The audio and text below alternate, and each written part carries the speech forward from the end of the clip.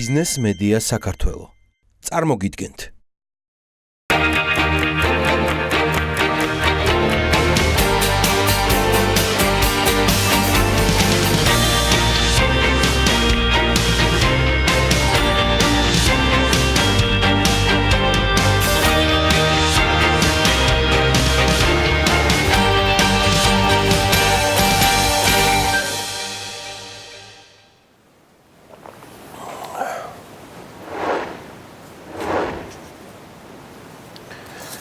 დილა მშვიდობის ყველას წარმატებულ და მშვიდობიან დღეს გისურვებთ. 25 წლის წინ 1992 წელს თბილისში მთავრობის სახლზე შეერაღებულ დაჯგუფებათა ორკვირიანი შეტევების შემდეგ საქართველოს პირველი პრეზიდენტი ზვიად გამსახურდია სამშობლოს იძულებით ტოვებს ხელისუფლება კი სამხედრო საბჭოს ხელში გადადის. ამასობაში ბარსელონაში 25 ოლიმპიური თამაშები გაიხსნა. სხვათა შორის მინდა გითხრათ, რომ ამავე წელს ხელი მოეწევა მაასტრიხტის ხელშეკრულებას. იმავე წელს სერბეთი და ხორვატია კონფლიქტის ზონაში გაეროს გეგმის თანახმად სამშვიდობო ძალების განლაგებაზე თანხმდებიან.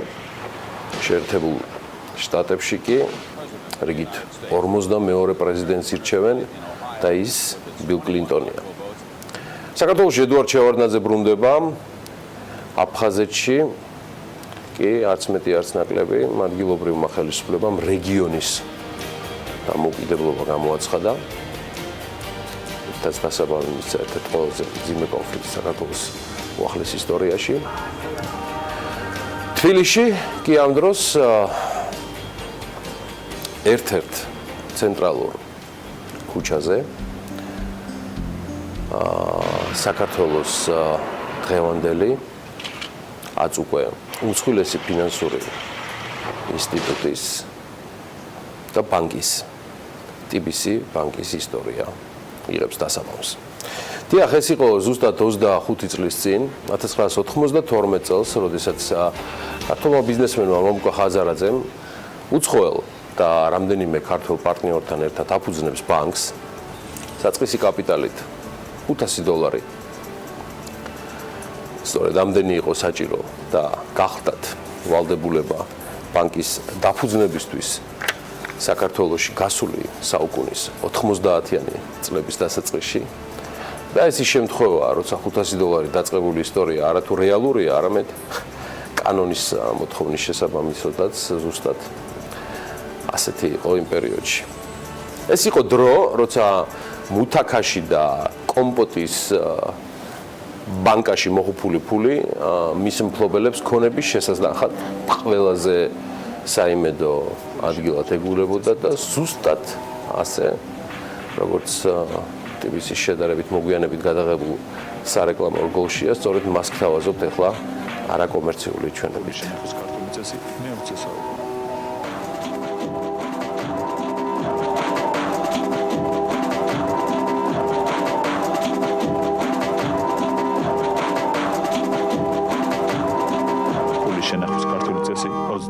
საუკუნე. სხვათა შორის იმ წელს კიდევ დაახლოებით 250 ბანკი დარეგისტრირდა. $500 არ იყო თანხა, რომელიც იმდროინდელ ძლიერთა აბაქვეყნისა და ქართველობას უჭირდა. სხვა რომ ამ 250-დან ან მათი ჩამონათვალის მოძიება დღეს ალბათ მხოლოდ ეროვნული ბანკის არქივებშია შესაძლებელი.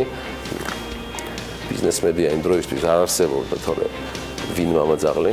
TBC-ის ერთ-ერთი პირველი დეპოზიტარი კეთიდოლიზე იყო, ედინბურგიდან ფულადი ჯილდოთი დაბრუნებული და ის ქონება იყო პირველი, რომელიც დღეს ქვეყნის უმსხვილესი ბანკის სადეპოზიტო ანგარიშზე აღმოჩნდა და მოხდა. დარწმუნებული ვარ, იმ 200 მეტ ბანკს და მის მფლობელსაც ჰქონდათ ნანახი კეთიდოლიძეს კუკარაჩა, მაგრამ მურტალოს იღბალი ნამდვილად არ აღმოაჩნდათ. არც ბიზნესისთვის იმ და იდეაში დღესაც არაჩვეული თანმიმდევრულობა, რაც ბანკის უპირობო ზრდა შეუცევადი გახადა. TBC ჯგუფის ერთ-ერთი ცენტრალური ინსტიტუტი არის TBC ბანკი, საფინანსო ინსტიტუტი, რომელიც 92 წელს შეიქმნა TBC ჯგუფის მიერ და შეიძლება ითქვას, რომ მან უახლოესი ამ 3 წლის განმავლობაში საკმაოდ სერიოზული ავტორიტეტი მოიხვეჭა როგორც ქართულ სინამდვილეში, ისევე უცხოელ პარტნიორებთან. მოკლედ ეს დასაწყისი იყო 1995-ში კი ბანკს ერთი ფილიალი 29 თანამშრომელი და ჯამური აქტივები $1,400,000 ჰქონდა. ვახტანგ გუცხრიკიძე, რომელმაც ბანკში 1993 წელს დაიწყო მუშაობა, 1995 წელს უკვე მთავარი მოქმედი პირი ხდება, იგი აღმასრულებელი გენერალური დირექტორის პოზიციაზე ინიშნება და დღემდე ამ პოზიციაზეა. მართლა ყველაზე სტაბილური ბანკირია უდაოდ. Forbes-ი არასდროს ცდება, სხვა შორის არც პერსონიფიცირებულ შეფასებებში. ნულიდან დაწყებული ბიზნესის ნომერ პირველ ბანკად ქცევა ვახტანგ გუცხრიკიძემ Forbes Georgia-სთან ინტერვიუში თავისი გუნდის მთავარ მიღწევად დაასახელა. ჩვენ დავიწყეთ ნულიდან და შევქმნით ლიდერი ბანკი საქართველოში. ეს კარგი მაგალითია იმისთვის, რომ სხვებსაც გაუჩნდეთ ბიზნესის კეთების ამბიცია და იყვნენ წარმატებულნი. უამრავ ადამიანს მივეცით ზრდის და განვითარების საშუალება. შეიძლება მათ ჩვენზე უკეთ აკეთონ ბიზნესი და ეს კარგი იქნება. ჩვენი წარმატების გასაღები კი ერთადერთია გუნდი, ადამიანები და გრძელვადიანი განვითარების სტრატეგია, ამბობს ვახტანგ გუცხრიკიძე. მეგონი ერთადერთი ბანკირი საქართველოში, რომელიც 20 წელიწადზე მეტია გენერალური დირექტორის პოზიციიდან მართავს საქართველოში აწუყვესიდით პირველ ბანკს. 20 წელი და მეტი TBC ბანკთან ერთად გაატარა პაატა ღაძაძემ. დღეს ამავე ჯგუფის წევრია, თუმცა აწუყვე რისკების გამოცდილი მზღვეველის ამპლუაში. მისი ფუნქციები ბანკში ამ 25 წლის განმავლობაში რამდენჯერმე შეიცვალა, მაგრამ წლებია გუნდის წევრია. ამის გაანალიზების შემდეგ კი არც კითხვაზე პასუხია გასაკვირი, რაც Forbes-მა მას კარიერის განმავლობაში მთავარი მიღწევის დასახელებისას სთხოვა და აგერ ყაძაძის პასუხიც. ცხადია, ეს არის TBC ბანკის ლონდონის საფონდო ბირჟაზე გასვლა. თუ კარიერული თვალსაზრისით მხოლოდ ერთი ყველაზე დიდი მიღწევა უნდა გავიხსენოთ, დიახ. ეს არის ლონდონის საფონდო ბირჟაზე გასვლა, რადგან ამით TBC ბანკისთვის განვითარების ახალი ეტაპი დაიწყო. თამამად შეიძლება ითქვას, რომ საქართველოს დამოუკიდებლობის ისტორია თავისი სწორი თუ მცდარი დამარცხებებისა თუ გამარჯვებების ნაბიჯებით TBC ბანკის ისტორიაც არის, რომელიც ბანკმა ყველა შეფასებით წარმატების ისტორია დაქცია. ნულიდან დაწყების მთავარ გამოწვევად და მთავარ მიღწევად Forbes-ის ბოლო ნომრისთვის მომზადებული მასალისთვის ინტერვიუში TBC-ის დამფუძნებელი და სამეთვალყურეო საბჭოს თავმჯდომარე პროფესიონალებით დაკომპლექტებული გუნდის შექმნას ასახელებს. ანტრეპრენიორი მამუკა ხაზარაძე თავს ბანკირად დღემდე არ მიიჩნევს და მუდმივად იმეორებს, რომ ბანკი მხოლოდ ერთ-ერთი ბიზნესთაგანია. დიახ, ეს ბიზნესი საუკუნის მეოთხე წითლის. 25 წელი ცოტა ნამდვილად არ არის. დაარსებიდან 25 წელს TBC 7,000 თანამშრომელი და 2 მილიონი მომხმარებელი ხდება. 7,000 თანამშრომელი და 2 მილიონი მომხმარებელი. ამ წლების მანძილზე TBC ბანკმა საქართველოში $2 მილიარდ მეტი ფულადი რესურსი მოიზიდა. 2017 წელს ლონდონის საფონდო ბირჟის FTSE 250-ის ინდექსის წევრიც გახდა. ბანკის მთლიანი აქტივები $12 მილიარდ აჭარბებს. TBC ჯგუფის და ბანკის ტოპ მენეჯერები და აქციონერები ბანკისთვის საიუბილეო 2017 წელს ქართული Forbes-ის სამყდაზე მოხვდნენ. სულ მალე Forbes-ის მსოფლიო რეიტინგებში გვიამაყოს მათი სახელების და ბრენდების დასახელებისას. უკეთეს ვერაფერს ვუსურვებთ მათ, საკუთარ თავს და ქვეყანას.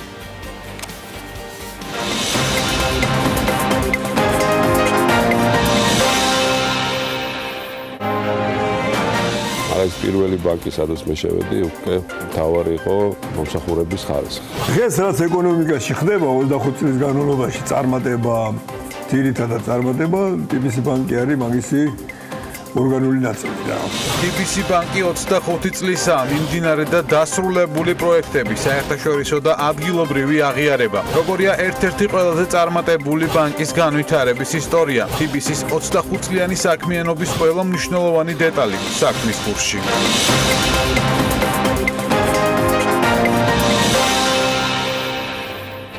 იქამდე Forbes-ი 2017 წელს ყველაზე სწრაფად მზარდი კაპიტალის მფლობელები დაასახელა. რეიტინგის ლიდერი ამასიო ორტეგა, უკაცრავად ამაზონის დამფუძნებელი ჯეფ ბეზოსია.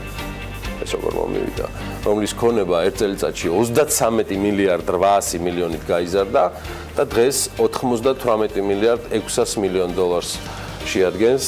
აი საეთეროში ხარ ბრაგვანის ხმა იყო მესმის. მე დროა ყველა დაიყაროთ, ის პლანეტის უმდიდრესი ადამიანია.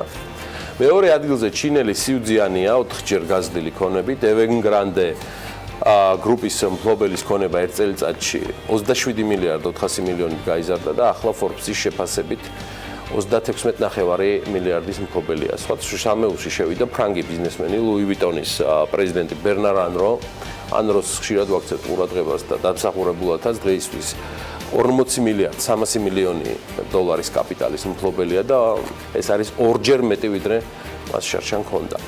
მხოლოდ მეოთხე ადგილს დასჯერდა მარკ ცუკერბერგი. Facebook-ის შემქმნელის ქონება არის 60%-ით გაზრდილი დიდწილად მობილურ მოწყობილობებში სარეკლამო შემოსავლების გამო.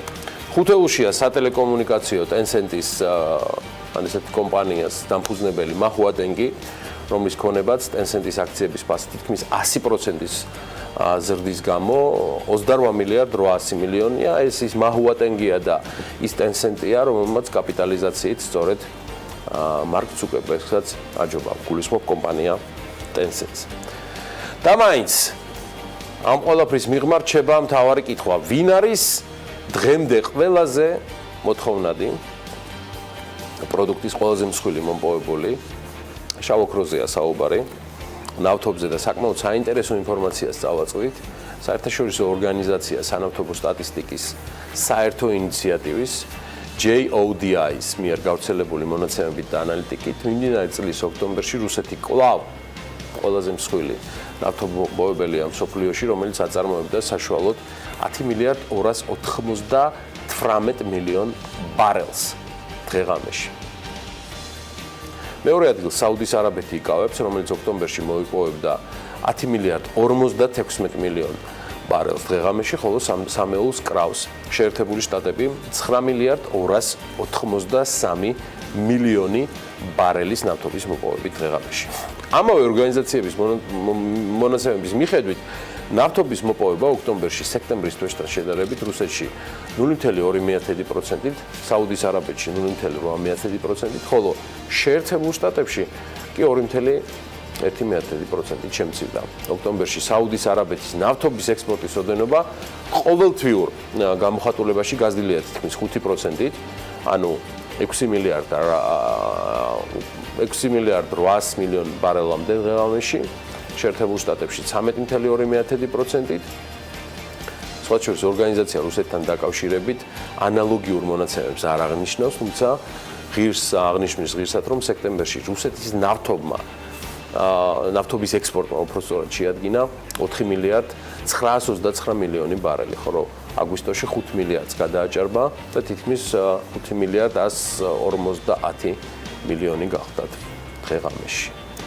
JODI-ის მონაცემებით ოქტომბერში გადამუშავება საუდის არაბეთში ნავთობ გადამუშავებელ საწარმოებში, საუდის არაბეთში წინა თვესთან შედარებით შემცირებულია 4.5%-ით, შეერთებულ შტატებში კი ნავთობის გადამუშავება გაიზარდა, ამ შემთხვევაში პირიქით 3.3%-ით, ხოლო რუსეთის ფედერაციაში გადამუშავება შემცირებულია სექტემბრის თვის მაჩვენებელთან შედარებით 0.2%-ით.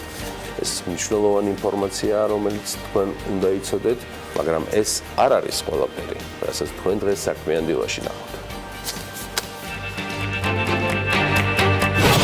20 დეკემბერს დილას საქმიანად ბიზნეს მედია საქართველოს გუნდის წევრებთან ერთად იწყებენ. გიორგი ლალიაშვილი, ინოვაციების და ტექნოლოგიების სააგენტოს ბიზნეს ინკუბატორის მენეჯერი და ანა ცაიშვილი, გუსტავის დამფუძნებელი. რამაზ ბულქვაძე, აჭარის ფინანსთა და ეკონომიკის მინისტრი. გინი ლონგურაშვილის სტუმრები, ხათუნა მელიქიშვილი და ეთერ შაგულიძე იქნებიან. მას პიძლობთ გია ჩუპინიძეს, კოოპერატივის მეღვინეობა საზანოს ხელმძღვანელს და სოფო პუტკარაძეს, ემპარდის პროექტის კოორდინატორს. ნინო ზამბახიძის, საქართველოს ფერმერთა ასოციაციის თავმჯდომარის სტუმარი, ანი ფაშალიშვილი, გაეროს ქალთა ორგანიზაციის საქართველოს ოფისის პროგრამის ანალიტიკოსი იქნება. თათია ჩაფიჩაძე რიგიდან შემოგვიერთდება. დილას ვიწყებთ საქმიანად და რა თქმა უნდა, ტელეპირველზე.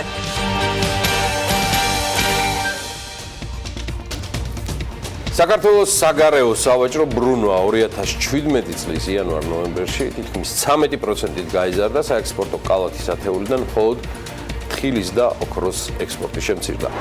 რეგიონში ეკონომიკური გამოცოცხლების მიუხედავად საქართველოს დერეფანში ტვირთბრუნვის შემცირების ტენდენცია ნარჩუნდება.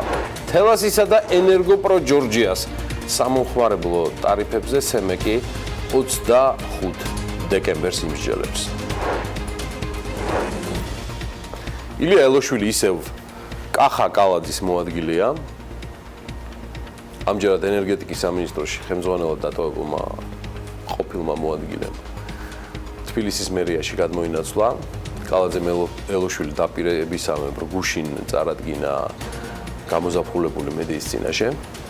მოგვიანებით კი თავად ელოშვილმა განმარტა თავისი უფლება-მოვალეობები. იგი გამგებლების კოორდინაციით დაკავდება. ანა რაღაცა ფაქტია, რომ რაღაცა შეფასებას აძლევ ელოშვილის დანიშნოს. დილამშვიდობის. დილამშვიდობის. შეფასება არა, მხოლოდ ფაქტებია. მინისტრის თანამდებობა აღარ არსებობს, საერთოდ ენერგეტიკის სამინისტრო აღარ არსებობს ცალკე და ელოშვილიც მერიაში ინაცვლებს. ამასობაში კი ამ კვირაში პარლამენტი უკვე მთავრობას ახალი სტრუქტურის მიხედვით დააკომპლექტებს და დღეს ველოდებით განხილვებს ჯერ საკომიტეტო მოსმენებში და შემდეგ უკვე ხვალიდან ქუთაისის სხდომათა დარბაზში. და როგორც ვიცი, პარლამენტი დღეს დაიწყებს მსჯელობას გიორგი კვირიკაშვილის კაბინეტისთვის ნდობის გამოცხადებაზე. ეს ნდობა უკვე მოიპოვა კალაძემ. ჯერი კვირიკაშვილზეა, რომლის კაბინეტსაც წინ უამრავი გამოწვევა ელის. ნაცნობი თუ უცნობი გამოწვევები. კარგი. ანა, მოდი გადავინაცვლოთ ბიზნეს ამბებისკენ.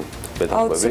აუცილებლად საინტერესო სიახლეები გველოდება და სულ რამდენიმე წამში. თუმცა დღის განმავლობაში საქმის კურსში იქნებით ასევე რა სიახლეებს წარმოადგენენ მთავრობის წევრები, თუ იქნება მთავრობის გეგმაში რაიმე სახის ცვლილება.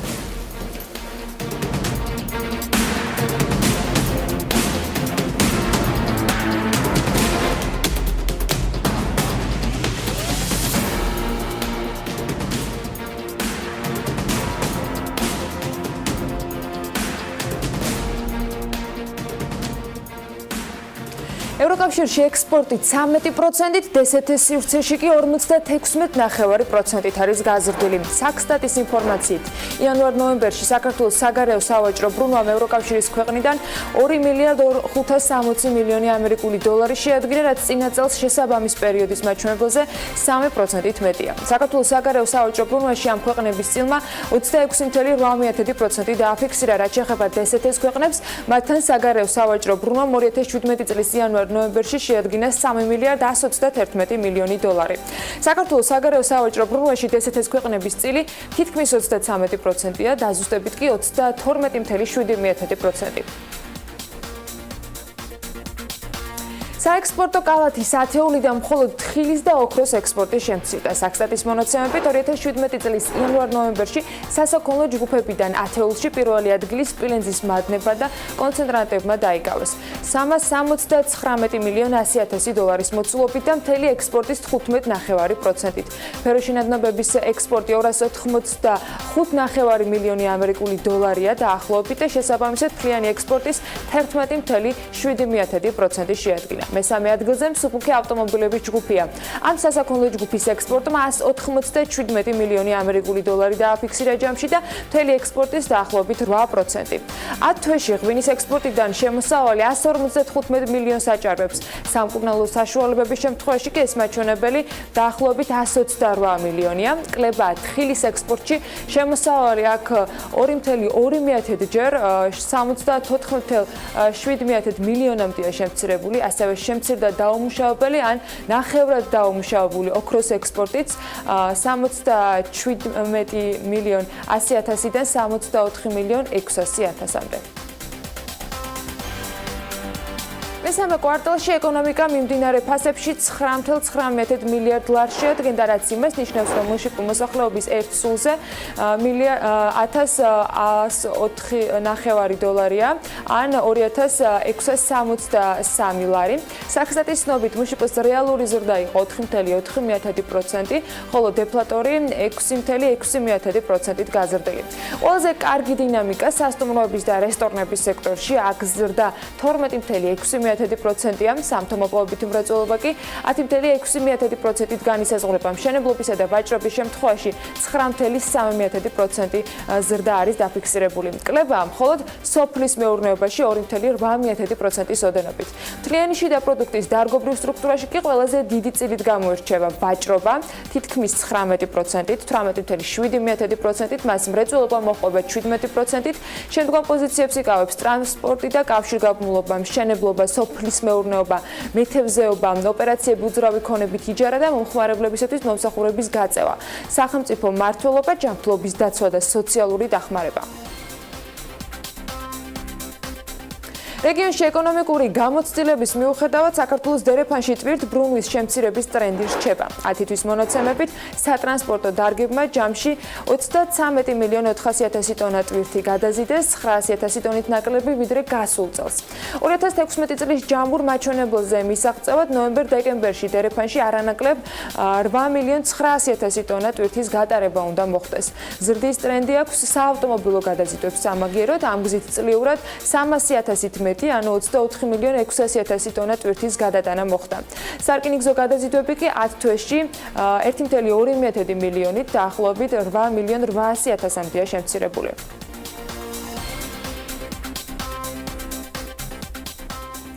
სურსათის ეროვნულმა სააგენტომ ცხენის და ვირის ხორცის უკანონო რეალიზაციის შემთხვევები გამოავლინა. სააგენტოს ინფორმაციით ცხენის და ვირის ხორცის საზოგადოებრივი კვების და სარეალიზაციო ობიექტებიდან აღებული მზა კერძების და სხვა სახის სურსათის ნიმუშებში აღმოჩენილი. მათი ინფორმაციით გამოვლენილი დარღვევების გამო ბიზნეს ოპერატორები დაჯარიმდნენ. კვლევის შედეგად გამოვლინდა 12 დარღვევა. კერძოდ, სურსათის ეტიკეტზე მითითებული იყო საქონლის ან ღორის ხორცი და შემადგენლობაში აღმოჩნდა ცხენის. ხოლო ერთ შემთხვევაში ვირის ხორცი.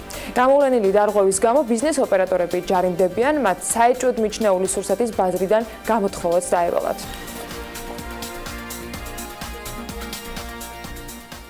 მომავალი წლიდან კი ფორმა 3 რეცეპტის ქაღალდის მატარებელი ელექტრონული ფორმით შეცვლა მოხდება. რეფორმა პირველ ეტაპზე თბილისის მასშტაბით განხორციელდება, ეტაპობრივად კი მთელ საქართველოს მოიცავს. პროექტი შრომის ჯანმრთელობისა და სოციალური დაცვის მინისტრმა კლინიკების წარმომადგენლებთან შეხვედრისას გააცნო მათ. მისი განცხადებით, ეს იქნება სელექციური კონტრაქტების კიდევ ერთი კრიტერიუმი. სამინისტრო ხელშეკრულებას გააფორმებს მხოლოდ იმ სამედიცინო დაწესებულებებთან, რომლებიც ელექტრონულ სისტემაში ჩაერთვებიან. ჯანდაცვის სამინისტროს ამ რეფორმას უკვე შეუერთდა ევექსი, პროექტის ფარგლებში კი ყველა მსხვილი ქსელური ფარმაცევტული კომპანიის და 15-მდე კერძო აფთიაქის წარმომადგენლები გაეცნენ ელექტრონული რეცეპტების სისტემას. მათ ტრენინგი თბილისის მასშტაბით ჩაუტარდება თითქმის 1000-ზე მეტ ექიმს. ასევე შეიქმნა სახელმწიფო ელექტრონული რეცეპტების სისტემის გამოყენების ელექტრონული და ვიდეო ინსტრუქციებიც და პარალელურად ელექტრონული რეცეპტების სისტემა მომხმარებელზე იქნება მორგებული. ექიმისათვის კი ტრენინგის ჩატარება რეგიონებშიც არის დაგეგმილი. პარლამენტის საფინანსო საბიუჯეტო კომიტეტმა ეროვნული ბანკის შესახებ საკანონმდებლო პაკეტს მეორე მოსმენით დაუჭირა მხარი. ჟურნალისტებს მთავრობის საპარლამენტო მდივანმა განუცხადა, რომ მთავრობამ არასაჯარო ინფორმაციის გამოყენებასთან დაკავშირებული რეგულაციები გაითვალისწინა, რომლის მიხედვითაც კომერციულ ბანკებს გარკვეული ვალდებულებები ექნებათ, ხოლო ეროვნულ ბანკს ექნება უფლება, რომ ამ ვალდებულებების დარღვევის შემთხვევაში სანქციები გამოიყენოს. საქართველოსა და აზიის განვითარების ბანკს შორის მდგრადი ურბანული ტრანსპორტის საინვესტიციო პროგრამა პროექტი 5-ის შეთანხმება გაფორმდა. პროექტი 18-19 წლებში თბილისის მეტროს რეაბილიტაციასთან დაკავშირებული ღონისძიებების დაფინანსებას ითვალისწინებს და მას ფინანსთა მინისტრმა და ADB-ის მუდმივმა წარმომადგენლობის დირექტორმა მოაწერეს ხელი. ფინანსთა სამინისტროში ამ ღონისძიებას თბილისის მერის მოადგილეც ესწრებოდა და ამ შეთანხმების ფარგლებში ADB-ის მიერ საქართველოსთვის 12 მილიონი ევროს ოდენობის ფინანსური რესურსის გამოყოფა მოხდება. პროექტის ფარგლებში მეტროს ელექტროგაყვანილობის და საინვესტიციო სისტემების შეცვლა დაგეგმილი. პროექტს თბილისის მერია, თბილისის სატრანსპორტო კომპანია და საქართველოს მუნიციპალური განვითარების ფონდი ერთობლივად განახორციელებენ. გაფორმდა ასევე საპროექტო ხელშეკრულება, რომელსაც მაია პითაძემ მოაწერა ხელი და რომლის მიხედვითაც თბილისის სატრანსპორტო კომპანიის გენერალურმა დირექტორმა, ასევე მუნიციპალური განვითარების ფონდის აღმასრულებელმა დირექტორმა და აზიის განვითარების ბანკის მუდმივმა წარმომადგენლებმა საკუთარი პოზიციებით ასევე ხელმოწერი დააფიქსირეს. ორსელის დამფუძნებელმა ერთ დღეში 2 მილიარდი დაკარგა. მიზეზი კვარტალური ანგარიში გახდა. ღრუბლოვანი ბიზნესის ამონაგების 44%-იანი ზრდა ინვესტორებისათვის არასაკმარისი აღმოჩნდა. ამის შესახებ Forbes-ი წერს. მეორე კვარტლის მონაცემებით კომპანიის შემოსავალმა 9 მილიარდ 400 მილიონი დოლარი შეადგინა, წმინდა შემოსავალი ერთ აქციაზე კი 70 ცენტი იყო. ანალიტიკოსების პროგნოზის შესაბამისად. ღრუბლოვანი განყოფილების შემოსავალი მილიარდ ნახევრით გაიზარდა, ანუ 44%-იანი მატება იყო, რამაც ინვესტორები მაინც უკმაყოფილო დატოვა და აქციების ფასიც თითქმის 4%-ით ჩამოვიდა, დაახლოებით $48 და 30 ცენტზე. აქციების გაუფასურება განსაკუთრებით ნეგატიურად აისახა ლარი ელისონის ქონებაზე და ერთ დღეში მისი ქონება 2 მილიარდით შემცირდა. ბრაუზერ ოპერას შემქმნელ კომპანიას კი რებრენდინგის შედეგად ოტელო დაერქმევა. ამის შესახებ თავად ოპერა software-ის ოფიციალურ Twitter გვერდზე არის გამოქვეყნებული ინფორმაცია. ინვესტორის ჯგუფმა ჩინეთიდან Golden Brick Capital Private Equity Fund-მა ნორვეგიულ კომპანია ოპერა software ASA-სთან გასულ წელს $600 მილიონ შეიძინა და მათ შორის ბრაუზერის ბიზნესი და მასთან ერთად უფლებაც ამ სახელწოდებაზე. თუმცა მათი თქმით ბრაუზერების სახელები ოპერა და ოპერა მინი, რითაც კომპანია ცნობილი იყო, მომხმარებლებისათვის სულსვლელი დარჩება. აი, ვებ სივრცეში გავრცელებული ინფორმაციით კი სახელი ოტელოს ინსპირაცია ჯუზეპე ვერდის საოპერო ნაწარმოები ოტელოდან გახდა, რომელიც უილიამ შექსპირის იმავე სახელწოდების ტრაგედიაზეა დაფუძნებული. ასე რომ შესაძლოა სულ მალე ძალიან ბევრის კომპიუტერში გაჩნდეს ოტელო, რომელსაც ძალიან ბევრ კითხვას დავუსვამთ და პასუხებსაც მიიღებთ. თუმცა ისევ Google-ის საშუალებით. მოკლედ ასეთ იყო ბიზნეს სიახლეების პირველი ნაწილი, წინ კი გველოდება უკვე საავტო მიმოხილვა.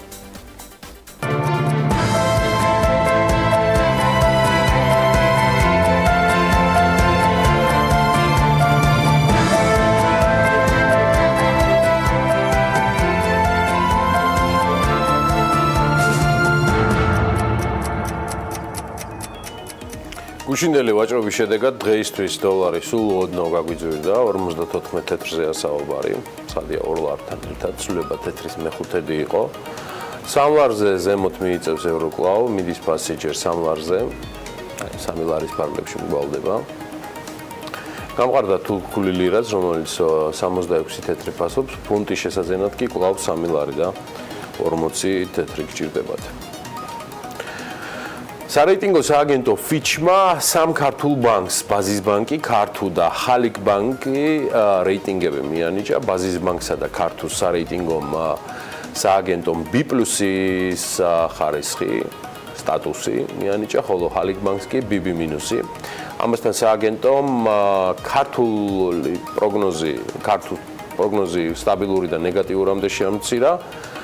სარეიტინგო სააგენტო Fitch-მა ბაზის ბანკს სარეიტინგო საკრედიტო რეიტინგი გაუზარდა. მოკლედ, გრძელვადიანი რეიტინგი B-დან B+-მდე, გრძელვადიანი რეიტინგის პროგნოზი კი დაუდასტურა როგორც სტაბილური. Fitch-ის თანახმად ბაზის ბანკის რეიტინგის ზრდა მისმა ფინანსურმა მაჩვენებლებმა, კერძოდ კაპიტალიზაციის და ლიკვიდობის მაღალმა მაჩვენებელმა საკრედიტო პორტფელის მაღალმა ხარისხმა განაპირობა. Fitch-ი აღნიშნავს, რომ ბაზის ბანკსა და ქართუში სესხების დოლარიზაციის მაჩვენებელი საკმაოდ მაღალია და პირველ შემთხვევაში 68%, ხოლო მეორე შემთხვევაში 71% შეადგენს. ხალიქ ბანკის რეიტინგზე კი მისი ყაზახური მფლობელის ხალიქ ბანკ of Kazakhstan რეიტინგი ახდენს გავლენას, Fitch-ი მიიჩნევს, რომ ბაზის ბანკის მოგება სესხებისა და დაკრედიტების ზრდის პარალელურად გაიზრდება, ამასთან ვადაგადაცილებული სესხების მოცულობა ბანკში მხოლოდ 2.2%-ს შეადგენს. შეგახსენებთ, Fitch-ი ამ ეტაპზე რეიტინგს სულ 7 ქართულ ბანკს ანიჭებს, TBC ბანკი, საქართველოს ბანკი, Liberty, Progredi ბანკი, რაც უკვე ქართულ ბაზის ბანკი და ხალიქ ბანკი. ქართული საბანკო სექტორის მთავარ რისკად Fitch-ი მაღალ დოლარიზაციას კვლავ და გარე ეკონომიკურ შოკებს ახასიათებს. ეთქობა გავიზარდეთ და შოკუნიებში აღარ ვართ. მე თუ მაგვაშოროს შოკებიც და შოკუნიებიც, გადავხედოთ ამისთვის ამინდის პროგნოზს, იქნებ ამან შესაბამის ხასიათზე დაგვაყენოს გუშინდელი არაჩვეულებრივი დღის შემდეგ დედაქალაქში. ამინდის პროგნოზის სპონსორია SEU Development-ი. მრავალფეროვანი იქნება ქალაქების მიხედვით ამინდი დღევანდელ დღეს და აი რა ხდება გარემოს ეროვნული სააგენტო გატყობინებს რომ კვლავ განპირობებული იქნება ამინდი შავი ზღვის ჩრდილო-დასავლეთიდან შემავალი ცივი და ნოტიო ჰაერის მასების მცირე ნაწილის და სამხრეთიდან გავრცელებული თბილი ჰაერის მასების ურთიერთქმედებით. მოსალოდნელია დრო გამოშვებით ღრუბლიანობის მომატება დასავლეთ საქართველოში დღის ბოლოს უმეტეს, ხოლო აღმოსავლეთ საქართველოში ზოგიერთ რაიონში იწვიმებს, მაღალ მთაში იქნება თოვლჭყაპი და ზოგან იქროლებს ცვალებადი მიმართულების ქარი. სოხუმში წვიმა ნავარაუდევია 14 გრადუსი, ბათუმშიც იწვიმებს და 15 გრადუსი იქნება, ქობულეთშიც ნალექი არის მოსალოდნელი ისე როგორც ფოთში და ორივე შემთხვევაში 14 გრადუსი დაფიქსირდება. ქუთაისშიც იწვიმებს და 15 გრადუსი ამოსალოდნელი, ზუგდიდში 13 გრადუსი და წვიმა ნავარაუდევია, ოზურგეთში ასევე იწვიმებს და 15 გრადუსი დაფიქსირდება, ონში კი მაქსიმალური ტემპერატურა 7 გრადუსი იქნება და აქაც წვიმას ველოდებით. გორში შესაძლოა იყოს მცირე წვიმა, მაგრამ ჰაერის ტემპერატურა მაქსიმუმ 11 გრადუსს მიაღწევს. ცხინვალში შესაძლოა ასევე მცირე წვიმა იყოს დღის განმავლობაში და 10 გრადუსი დაფიქსირდება მაქსიმუმ. მარნეულში სამაგიეროდ უმეტესად უნალექო ჩაევის დღე და 13 გრადუსია ნავარაუდები, რუსთავში სრულიად უნალექო დღე არის მოსალოდნელი და 13 გრადუსს ვარაუდობენ, ახალციხეში იწვიმებს და 8 გრადუსი იქნება, ბორჯომში 10 გრადუსს მიაღწევს ტემპერატურა, ბაკურიანში 16 გრადუსი დაფიქსირდება, ახალქალაქში კი 6. სტეფანწმინდაში 6 გრადუსი იქნება და მცირე წვიმა, თელავში 11 გრადუსს მიაღწევს ტემპერატურა, რაც ეხება დედაქალაქს, დრო გამოშვებით აქ ღრუბლიანობა მოიმატებს. დღის მეორე ნახევარში არც წვიმაა გამორიცხული და იქროლებს ცვალებადი მიმართულების ქარი.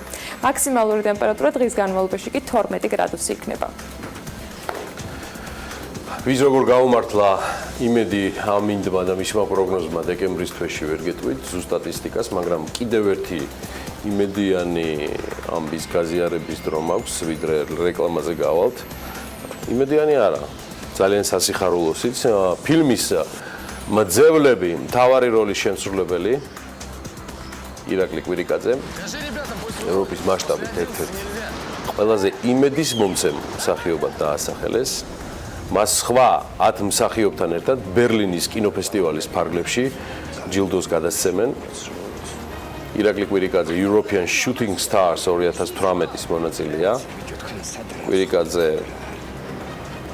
სპეციალურად შექმნილმა ჟიურიმ დაასახელა, როგორც პროგრამის პრეს რელიზში ვკითხულობთ, ჟიურიმ ამოარჩია 10 ყველაზე არა ჯამში ამოარჩია 10 ყველაზე ნიჭიერი იმედის მომცემი მსახიობი ევროპის მასშტაბით, რომლებიც მზად არიან შეაბიჯონ მსოფლიოს კინო სამყაროში. ირაკლი კვირიკაძესთან ერთად დასახელებული მსახიობების სია როგორ მოგწონთ? იამაყეთ ქართველნო, ეილი ჰარბო ნორვეგიიდან, ალბა აუგუსტი შვედეთიდან, მატილდა დე ანჯელისი იტალიიდან, ფრანც როგორსკი გერმანია, მატეო სიმონი ბელგია, იონას სმულდერსი ნიდერლანდები, რეკა ტენკი უნგრეთი, ლუნა ვედლერი შვეიცარიიდან. 16-19 თებერვალს ბერლინში 4-დიანი პროგრამის ფარგლებში მსახიობები სპეციალურად მათთვის შექმნილ პროგრამაში მიიღებენ მონაწილეობას. ძალიან მაგარი ამბავია. მე ამაყი და ბედნიერი ვარ ამ ამბის წაკითხვისას და გაზიარებისას და ამის ძალიან ბევრი მიზეზი მაქვს.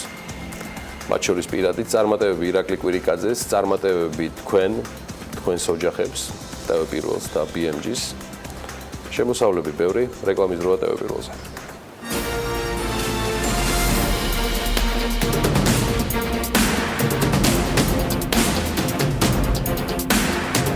23-ში ტექნოპარკში დიდი ამბავია ბიზნეს ინკუბატორის 3 ნაკადის საუკეთესო სტარტაპების დემო დღე გაიმართება. ეს არის 6-თვიანი პროგრამის ნაწილი, დასკვნითი ღონისძიება ფაქტობრივად, რომელიც ინოვაციური იდეის მქონე გუნდებს ეხმარება, რომ საკუთარი იდეები განახორციელონ. დემო დღეზე პროექტის მონაწილე წარმატებული სტარტაპები პროგრესსა და საინვესტიციო წინადადებებს ინვესტორების წინაშე წარადგენენ. ეს არიან გუნდები, რომელთაც მზად აქვთ პროტოტიპი, ჰყავთ მომხმარებლები და აქვთ გლობალური განვითარების პოტენციალი. კიდევ რა მოხდება ამ დემო დღეზე, როგორი არის ორგანიზება და როგორი არის შედეგი საერთოდ ამ 6 თვის, ვისაუბრებთ სტუმრებთან ერთად ამ თემაზე. გიორგი ლალიაშვილს, ინოვაციების და ტექნოლოგიების სააგენტოს ბიზნეს ინკუბატორის მენეჯერს და ანა ცაიშვილს, გუსტავის დამფუძნებელს მასპინძლობ. გუსტავი ერთ-ერთი იქნება სწორედ ამ დემო დღეზე, რომელიც საკუთარ ამ დროის მდგომარეობის შესახებ ისაუბრებს და ინვესტორებს წარუდგენს პროექტებს. მოგესალმებით, მადლობა რომ ხართ დილიდან ჩვენთან ერთად. მოგესალმებით თავს დილიდან სტუდიაში. გადასარევთ. ჩვენ ეს ხოლმე გვახარებს. გიორგი, თქვენგან დავიწყებ. შაბათს რას ელოდებით? თქვენ თავარი ვერ შეამჩნევთ, ერთ-ერთმა. აბა. ორიანა და ორი გიორგია სტუდიაში. ყველაფერი მე უნდა შევამჩნევ. რაღაცას ნიშნავს. კაი, მე კი ჩავიფიქრებ, მაგრამ თქვენ რას აპირებთ? კარგი შეკითხვა, მოკლედ ალბათ ეს დემო დღის განხორციელებაშიც დაგვეხმარება რაღაცნაირად. 23-ში, როგორც თქვენ ძალიან კარგად ჩამოაყალიბეთ, იქნება დასკვნითი ღონისძიება წლის, რომელიც შეაჯამებს ბიზნეს ინკუბატორის 2 წლის მოღვაწეობას და წარადგენს საუკეთესო გუნდებს, რომლებმაც გაიარეს ინკუბაცია ჩვენთან ტექნოპარკში. ესენი არიან გუნდები, რომლებიც ყველაზე მეტს გვპირდებიან, ასე ვთქვათ, რომლებმაც ყველაზე მეტი პროგრესი განიცადეს ინკუბაციის განმავლობაში. აღსანიშნავია, რომ ჩვენ 30 გუნდი მივიღეთ სულ ინკუბატორში და აქედან 18 უკვე მეწარმე სუბიექტად არის დარეგისტრირებული. აი ამ 18-დან 8 საუკეთესო იქნება წარდგენილი დემო დღეზე. და რა 10 მე მგონი შემიშალა ეს იქ ხო? არა, 8 გუნდი. 8 გუნდი იქნება წარდგენილი. რამდენი ხნის განმავლობაში, ანუ რა ეტაპზე შეაფასეთ ისინი ამ დემო დღისთვის? 2 წელი ვახსენეთ, რომ ანუ დაკვირვება მიმდინარეობდა ფაქტობრივად მათთან ერთად ამ პროცესზე, რაც ხდებოდა. რა ეტაპზე არიან ისინი და თქვენთვის რა იყო პრიორიტეტული, რომ შეგეფასებინათ რეალურად უკვე რაღაც საწყისი ეტაპი ამ სტარტაპისათვის, რომელიც მათ გადალახეს და უკვე ბიზნესისაკენ მიდიან, ისე რომ შეძლონ დამოუკიდებლად არსებობა? ჩვენთვის მთავარი კრიტერიუმი იყო სწორედ მზაობა ინვესტიციისთვის, ეს ერთი და პროგრესი იმის შემდეგ, რაც ისინი მოვიდნენ ინკუბატორში. 2 წლის განმავლობაში ინკუბაცია არ გრძელდება, არ მინდა რომ მაყურებელი შეცდომაში შევიყვანო, 6-თვიანია ინკუბაცია, თუმცა სხვადასხვა ნაკადები მივიღეთ, 3 ნაკადი მივიღეთ ბიზნეს ინკუბატორში გუნდებისა და თითოეული ნაკადი გრძელდებოდა 6 თვე. მაგალითად, გუსტავიც არის ერთ-ერთი პროექტი, რომელიც 6 თვის განმავლობაში გაიარა ინკუბაცია. დღეს მათ უკვე ყავთ მომხმარებლები, ანა შემდეგ რა თქმა უნდა თვითონ დეტალურად მოგიყვებათ გუსტავის შესახებ. ყავს ისეთი გუნდები, რომლებსაც უკვე შემოსავალი აქვთ, ისეთი გუნდიც კი იქნება ერთ-ერთი, რომელმაც უკვე რეალურად პირველი ეტაპი ინვესტიციის დაასრულა და მიიღო ინვესტიცია. რომელი ეს გუნდი? ეს არის ვიპარკი. ამასაც დემო დღეზე საჯაროდ გაახმოვანებენ, თუმცა ეს უკვე საჯარო ინფორმაცია, ამაში დასამალი არაფერია. იმის პარკინგის და ეს გაცვლა და დაჯავშნა, ხო? ყველა რა ხარია. აი ეს ყველაზე რთულ პრობლემებს რაღაცნაირად ეხმიანებიან ჩვენი ბიზნეს ინკუბატორის გუნდები და იმედია რომ შეცვლიან. კარგით, გუსტავი რითი არის წარმოდგენილი? 1-2 სიტყვით კიდევ მის შესახებ გითხარით და თქვენ რა ეტაპზე ხართ? ხო, ჯერ მოგიყვებით რა არის გუსტავი. გუსტავი ეს არის ტანსაცმლის, სარეცხის ქიმწმენდა და რეცხვის სერვისის სახლიდან გაუსვლელად, ანუ მას შემდეგ რაც გუსტავი არსებობს, აღარ არის საჭირო ქიმწმენდაში სიარული, საჭირო არის მხოლოდ ჩვენს ვებგვერდზე გააფორმოს მომხმარებელმა შეკვეთა, სადაც თვითონ აირჩევს შეკვეთის წაღების ადგილს, დროს, გადახდის ვადას, რის შემდეგაც მაქსიმუმ 3 დღის განმავლობაში დაუბრუნდება გაწმენდილი გარეცხილი ნივთები. როგორ მოეწონათ სერვისი, რა შენიშვნები აქვს და ასე შემდეგ. კი, რა თქმა უნდა. ჩვენ დიახ. მომხმარებლები ვართ აქტიური და არც უმალავ ჩვენი. ძალიან კარგი, შეგიძლიათ. მაყურებლის წინაშე. ანა, ეხლა რა ეტაპზე ხართ გუსტავი? ანუ ამოქოქილია უკვე საკმაოდ აქტიურად. თითქმის 1 წელია რაც მუშაობთ, ყავს უკვე ჩვენი მომხმარებელი. შევასრულეთ 1500-მდე შეკვეთა და თითქმის 1 წელი. ანუ ეს ნორმალური მაჩვენებელია, ხო? ძალიან ნორმალური მაჩვენებელია. კარგი ის არის, რომ ჩვენი შეკვეთები ყოველთვიურად იზრდება. რაც აი ეგ იყო ჩემი კითხვა, ანუ შემდეგი, ანუ თქვენ და თქვენი პარტნიორები პრინციპში ეს არის ზრდის სრული ტენდენცია, ხო, რაც ნიშნავს, რომ კომპანია იზრდება. კი, იზრდება, რა თქმა უნდა, გვინდა რომ კიდევ უფრო ჩქარა და სწრაფად გავიზარდოთ, თუმცა მე ვფიქრობ, რომ ძალიან კარგი შედეგებს მივაღწიეთ ამ გიორგის გუსტავის მაგალითი, რამდენად შეიძლება ხანანა აქ არის ვისარგებლოთ ამ თემით და გუსტავის მოდელის ნაწილზე ველაპარაკობ. რამდენად გამოდგება გუსტავი მოდელად შეფასების კრიტერიუმში, ანუ თქვენი ცით კომპანიამ ამ შემთხვევაში სტარტაპმა როდის დაიწყო, რა ტრენდია, ის გაზომვადია, როგორ იზრდება და მის მაგალითზე, გუსტავის მაგალითზე, როგორ შეიძლება სხვა კომპანიების შეფასება, აი ამაზეც 2-3 სიტყვით რომ ვთქვათ. მე არ მინდა რომ სტარტაპები 2017-ში მინდა სტარტაპები დარჩეს აი მოდურ ტრენდად, მაგრამ მინდა რომ სტარტაპების რეალური დახმარების წელიწადი წამოვიდეს, რაშიც თქვენი როლი ძალიან მნიშვნელოვანია ამ შემთხვევაში, როგორც სააგენტოსი და ამიტომ თქვენი სიტყვაც მნიშვნელოვანია საქმესთან ერთად. მადლობა შეკითხვისთვის. მე ცოტა შორიდან დავიწყებ თუ შეიძლება. პირველ რიგში ეს უნდა გავიგოთ ყველამ და გავითავისოთ, რომ სტარტაპი არ ნიშნავს უბრალოდ ახალდაფუძნებულ კომპანიას. სტარტაპი უნდა გამოირჩეოდეს სხვა კომპანიებისგან პროდუქტის სახეობით, ასე ვთქვათ, უნდა იყოს ის ინოვაციური, რეალურ პრობლემას უნდა აგვარებდეს. ერთ-ერთი კრიტერიუმი, რომელიც სტარტაპს აუცილებლად უნდა ახასიათებდეს, არის სწრაფი ზრდა, სწრაფი ზრდის პოტენციალი. რა თქმა უნდა, ეს ჩვენთვისაც ასეა და ჩვენც ასე ვაფასებთ სწორედ სტარტაპებს. რაც შეეხება იმ სტარტაპებს, რომლებიც ჩვენ ახლა ყავს ან ბიზნეს ინკუბატორში, ან რომელიმე სხვა პროექტის ფარგლებში, ასე ვთქვათ, ბენეფიციარებად, მათ რა თქმა უნდა, ჯერჯერობით ამ ეტაპზე არ აქვთ ისეთი სწრაფი ზრდის მაჩვენებელი, რომ გრაფიკი გავდეს ჰოკეის ჯოხს, როგორც დაუშვათ სილიკონველიზე აფასებენ ხოლმე. თუმცა ეს არის საწყისი ეტაპი და ჰოკეის ჯოხის საწყისიც სწორედ ცოტა ესეთია რა, ანუ არავერტიკალური. როგორც კი ეს გუნდები გადაწყვეტენ, რომ არიან მზად საერთაშორისო ბაზარზე გასასვლელად ან მასშტაბურად გასაფართოებლად, აი მაშინ გამოჩნდება რეალურად მათი სტარტაპ პოტენციალი, მათი ზრდის მაჩვენებელი გახდება თუ არა აი ასეთი, ანუ იქნება თუ არა ექსპონენციალური. თუმცა დამეთანხმე რომ იარსებები ბიზნესი, იგივე გუსტავის მაგალითზე, რომელსაც ლოკალური ბაზრის ათვისება ექნება პრიორიტეტად, აქაურობის მოცვა მთლიანად. ეს მხოლოდ დროებით, რა თქმა უნდა, მას შემდეგ რაც უკვე გავლენდა. თან ახლა კომპანია რო გეუბნება თვითონ რომ იცი, აი 1500 შეგვეთა 2017-ში ჩემთვის საკმაოდ ისეთი მნიშვნელოვანი ზრდის ტენდენცია, ალბათ სხვა ბიზნესებმაც უნდა დადონ რაღაც სტატისტიკა, როგორ გაიზარდნენ, როგორ არიან. კი, რა თქმა უნდა, ჩვენი ბიზნეს ინკუბატორის გუნდები და საერთოდ ჩვენთან ასოცირებული კომპანიები ამას ძალიან დიდ ყურადღებას აქცევენ და მათი მიზანი ცალსაღად არის, რომ რაც შეიძლება სწრაფად, რაც შეიძლება დიდები გახდნენ. კარგი იქნება თუ ამას გადაიღებენ ის ამ ტრენდს, ასე ვთქვათ, და ამ პრიორიტეტს გაითვალისწინებენ სხვა კომპანიებიც, სხვა ისეთი კომპანიებიც, რომლებსაც საკუთარ თავს სტარტაპს ეძახიან ან არ ეძახიან, მაგრამ სინამდვილეში სტარტაპ პოტენციალი აქვთ. ჩვენთან არსებული კომპანიები გუსტავთან შედარებით, ასე ვთქვათ, ყველა თითქმის ერთნაირი პოტენციალი აქვს სწრაფად ზრდის. ზოგი ახლოს არის ამ მიზანთან, ზოგი შედარებით უფრო შორს, მაგრამ ჩვენ სწორედ ამისთვის ვარსებობთ, რომ მათ ხელი შეუწყოთ მალე მიაღწიონ თავიანთ მიზანს. ნაწილობრივ ეს თემა მინდა უფრო კონკრეტულ შემთხვევაში გავაგზავნოთ. თქვენ შაბათს რას ელოდებით ინვესტორებისაგან, რა საჭიროებები გიდგათ, ან როგორ პარტნიორებს ეძებთ, რა შესთავაზებთ მათ? ეს არის თქვათ კორპორატიული კლიენტების გაჩენა, ეს არის თქვათ ფინანსურად თანამონაწილეობა გაფართოვებაზე, ან სხვა სერვისების შემოტანაზე. რა იქნება შაბათი დღის პრეზენტაციის თქვენი მთავარი გზავნილი ინვესტორებისათვის?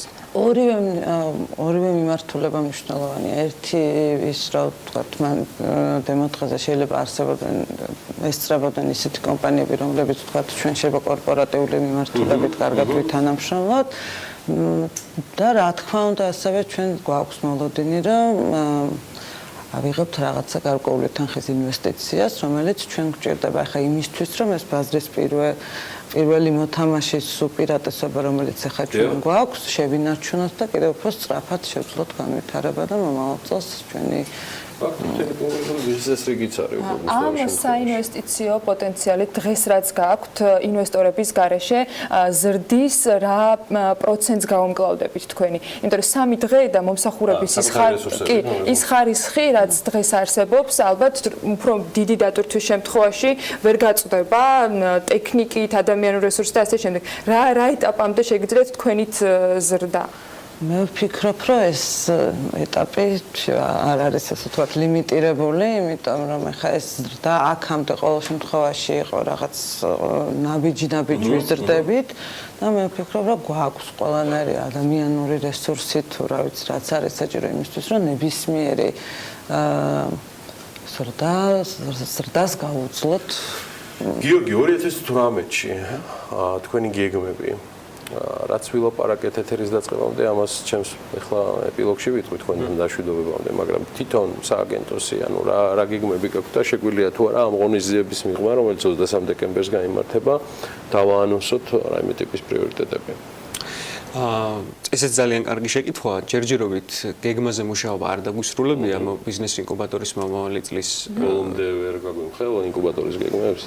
იცით რა, ჩვენ თვითონაც კი არ ვიცით ბოლომდე ჯერჯერობით ეს იქნება დამოკიდებული სწორედ იმაზე, როდესაც პროექტი უნდა ჩაეშვას, ან მანამდე ერთი თვით ადრე დაახლოებით გადაწყდება, სანამ გამოცხადდება ნაკადი, თუ რომელ ინდუსტრიაზე მოვახდენთ ფოკუსირებას. ჩვენ ვაპირებთ, რომ ბიზნეს ინკუბატორი მომავალი წლიდან ისეთი ასე ვთქვათ, ზოგადი აღარ იყოს, როგორც იყო აქამდე. მთავარი მიზანი ბიზნეს ინკუბატორისა ამ სამი ნაკადის განმავლობაში, გარდა სტარტაპების ხელშეწყობისა, იყო ცნობადობის გაზრდა სტარტაპების შესახებ და ინვესტორებსა და სტარტაპებს შორის ურთიერთობის ჩამოყალიბების ხელშეწყობა. ეხლა უკვე ჩვენი მომსახურება და ჩვენი ხელშეწყობა იქნება უფრო ფოკუსირებული, უფრო ვიწრო არეალში სტარტაპების სახეობისა, ასე ვთქვათ. ანუ შეიძლება რაც ამური წლის განმავლობაში გამოიკვეთა? სხვა ნაკლოვანებებიც იკვეთებოდა და ჩვენ რის დახვეწას აპირებთ? ჩვენ ამ სამივე ნაკადის გუნდებთან, როგორც წესი ნაკადის ბოლოს გვაქვს ხოლმე რიტრიტი, გავდივართ ქალაქგარეთ, ვლაპარაკობთ იმაზე თუ რა მიიღეს გუნდებმა ბიზნეს ინკუბატორისგან და რა ვერ მიიღეს, რა მოლოდინები ჰქონდათ ისეთი, რაც არ გამართლა, ასე ვთქვათ და თუ არ აქვს გეგმები, რამდენი რა საჭიროება ნელ-ნელა ვცდილობ გავაკეთო. რა საჭიროებები დგას დღეს დღევანდელ რეალობაში სტარტაპებისათვის ყველაზე მეტი, როდესაც ისინი საწყის ეტაპზე არიან და ჭირდებათ თქვათ დახმარება სხვა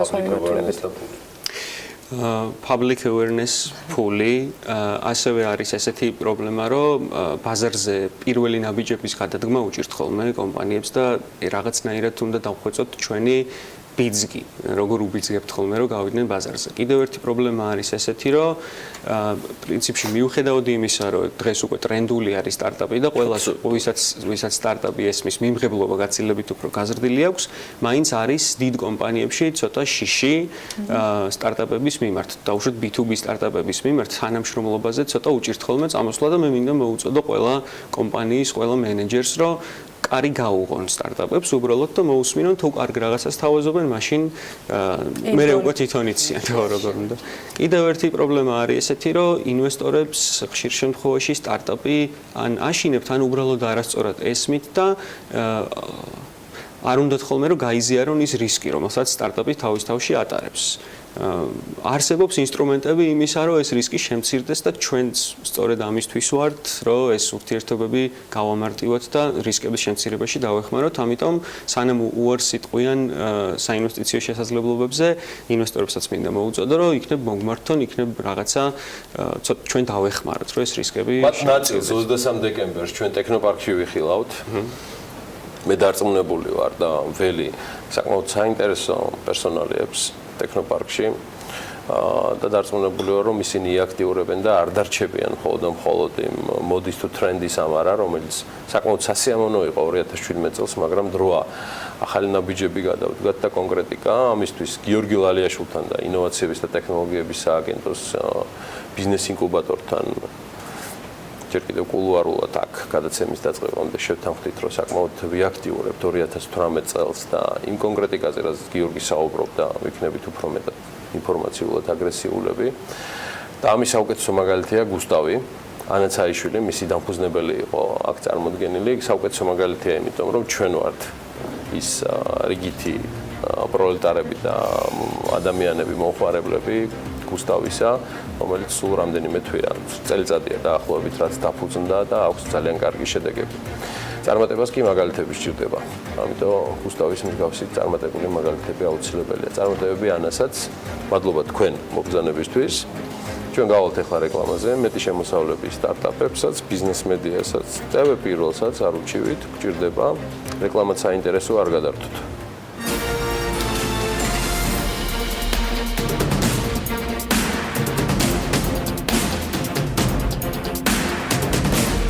ენგურჰესის წარმოების ტარიფი დაახლოებით 0.4 თეთრით გაიზარდა, ვარდნილ ჰესების კასკადის კი თითქმის 1.2 თეთრით. აისახება თუ არა აბონენტების გადასახადზე გადახდილი ტარიფი.